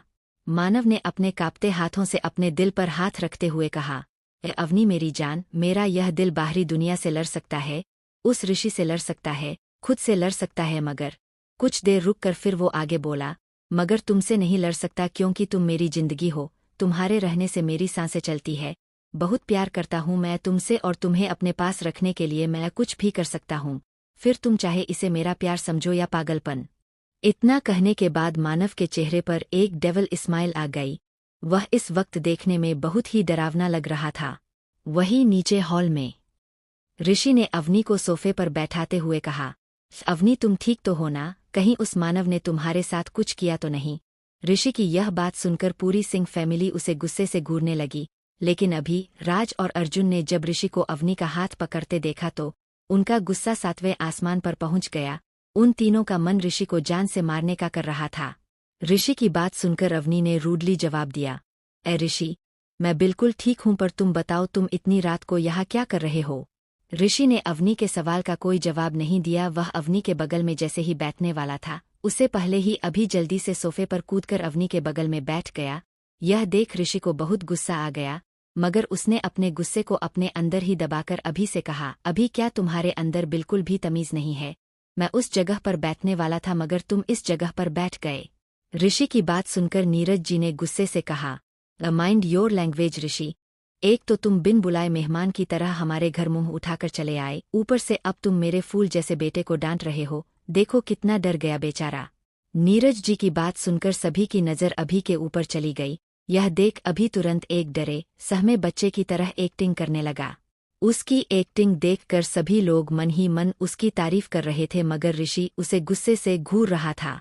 यह देख अभी ने बेचारा बनते हुए अवनी की कोहनी पकड़कर कहा, ये बेबी सिस्टर, मुझे बहुत डर लग रहा है। देखो यह ऋषि मुझे कैसे घूर रहा। इस सिचुएशन को देख अवनी को भी मौका मिल इसी ऋषि सुनाने का। फिर क्या था वह शुरू हो गई, तुम्हारी हिम्मत कैसे हुई मेरे बनी को डराने की? बोलो, कोई जवाब तुम्हारे पास? और मेरी एक बात हाथ खोल के फेफड़े खोल कर सुन लो, जो भी मेरे बनी को नापसंद करेगा या उसे डांटेगा, लिटिल अवनी भी उसे नापसंद करेगी, समझे? इतना कहने के बाद जब अवनी चुप हुई तो राज तुरंत अवनी के पास आकर उसके कान में बोला, वो बेबी सिस्टर, हाथ खोल के फेफड़े खोल कर नहीं होता बल्कि कान खोलकर होता है। तुमने डायलॉग गलत बोल दिया। वही ऋषि जिसे अवनी पर गुस्सा आ रहा, उसने एक गहरी सांस लेकर अपने चेहरे पर एक झूठी मुस्कान सजाकर अवनी से बोला, अवनी, मेरा वह कहने का मतलब नहीं है। खैर छोड़ो, मैं तुम्हें अपने साथ ले जाने आया हूँ। तुमने ही मुझसे कहा था ना कि तुम मानव के साथ नहीं रहना चाहती, तुम मेरे साथ रहना चाहती हो। ऋषि की बात सुनकर अवनी को बहुत गुस्सा आ रहा था। उसने गुस्से से ऋषि को उंगली दिखाते हुए कहा, वो बात मैंने तुमसे मेरी शादी के वक्त कहा था, उस बात को कहे काफी वक्त बीत चुका है, पर अब मैं ऐसा नहीं चाहती हूँ। अब मैं हब्बी के साथ रहना चाहती हूँ। मेरे हब्बी मुझसे बहुत प्यार करते हैं और मैं भी मेरे हब्बी को बहुत प्यार करती हूँ। इसलिए तुम्हारे लिए यही बेहतर होगा कि आज के बाद मुझसे कभी भी ऐसी बातें मत करना। अवनी अपने मन में सोच रही थी कि जब से उसका पुनर्जन्म हुआ है, कॉलेज, हॉस्पिटल और किडनैपिंग के चक्कर में वह ऋषि के बारे में तो भूल ही गई थी। मगर अब जब ऋषि खुद उसके सामने आया है तो वह सब कुछ अच्छे से क्लियर कर देगी, ताकि उसके और मानव के बीच कोई भी मिसअंडरस्टैंडिंग ना हो। फिर वह बाद में ऋषि को अच्छा सबक सिखाएगी। वही ऋषि को बिल्कुल भी उम्मीद नहीं थी कि अवनी ऐसे रिजेक्ट करेगी। उसे लगा था अगर वो अवनी को अपने पास बुलाएगा तो अवनी खुशी खुशी मानव को छोड़कर उसके पास आ जाएगी दौत।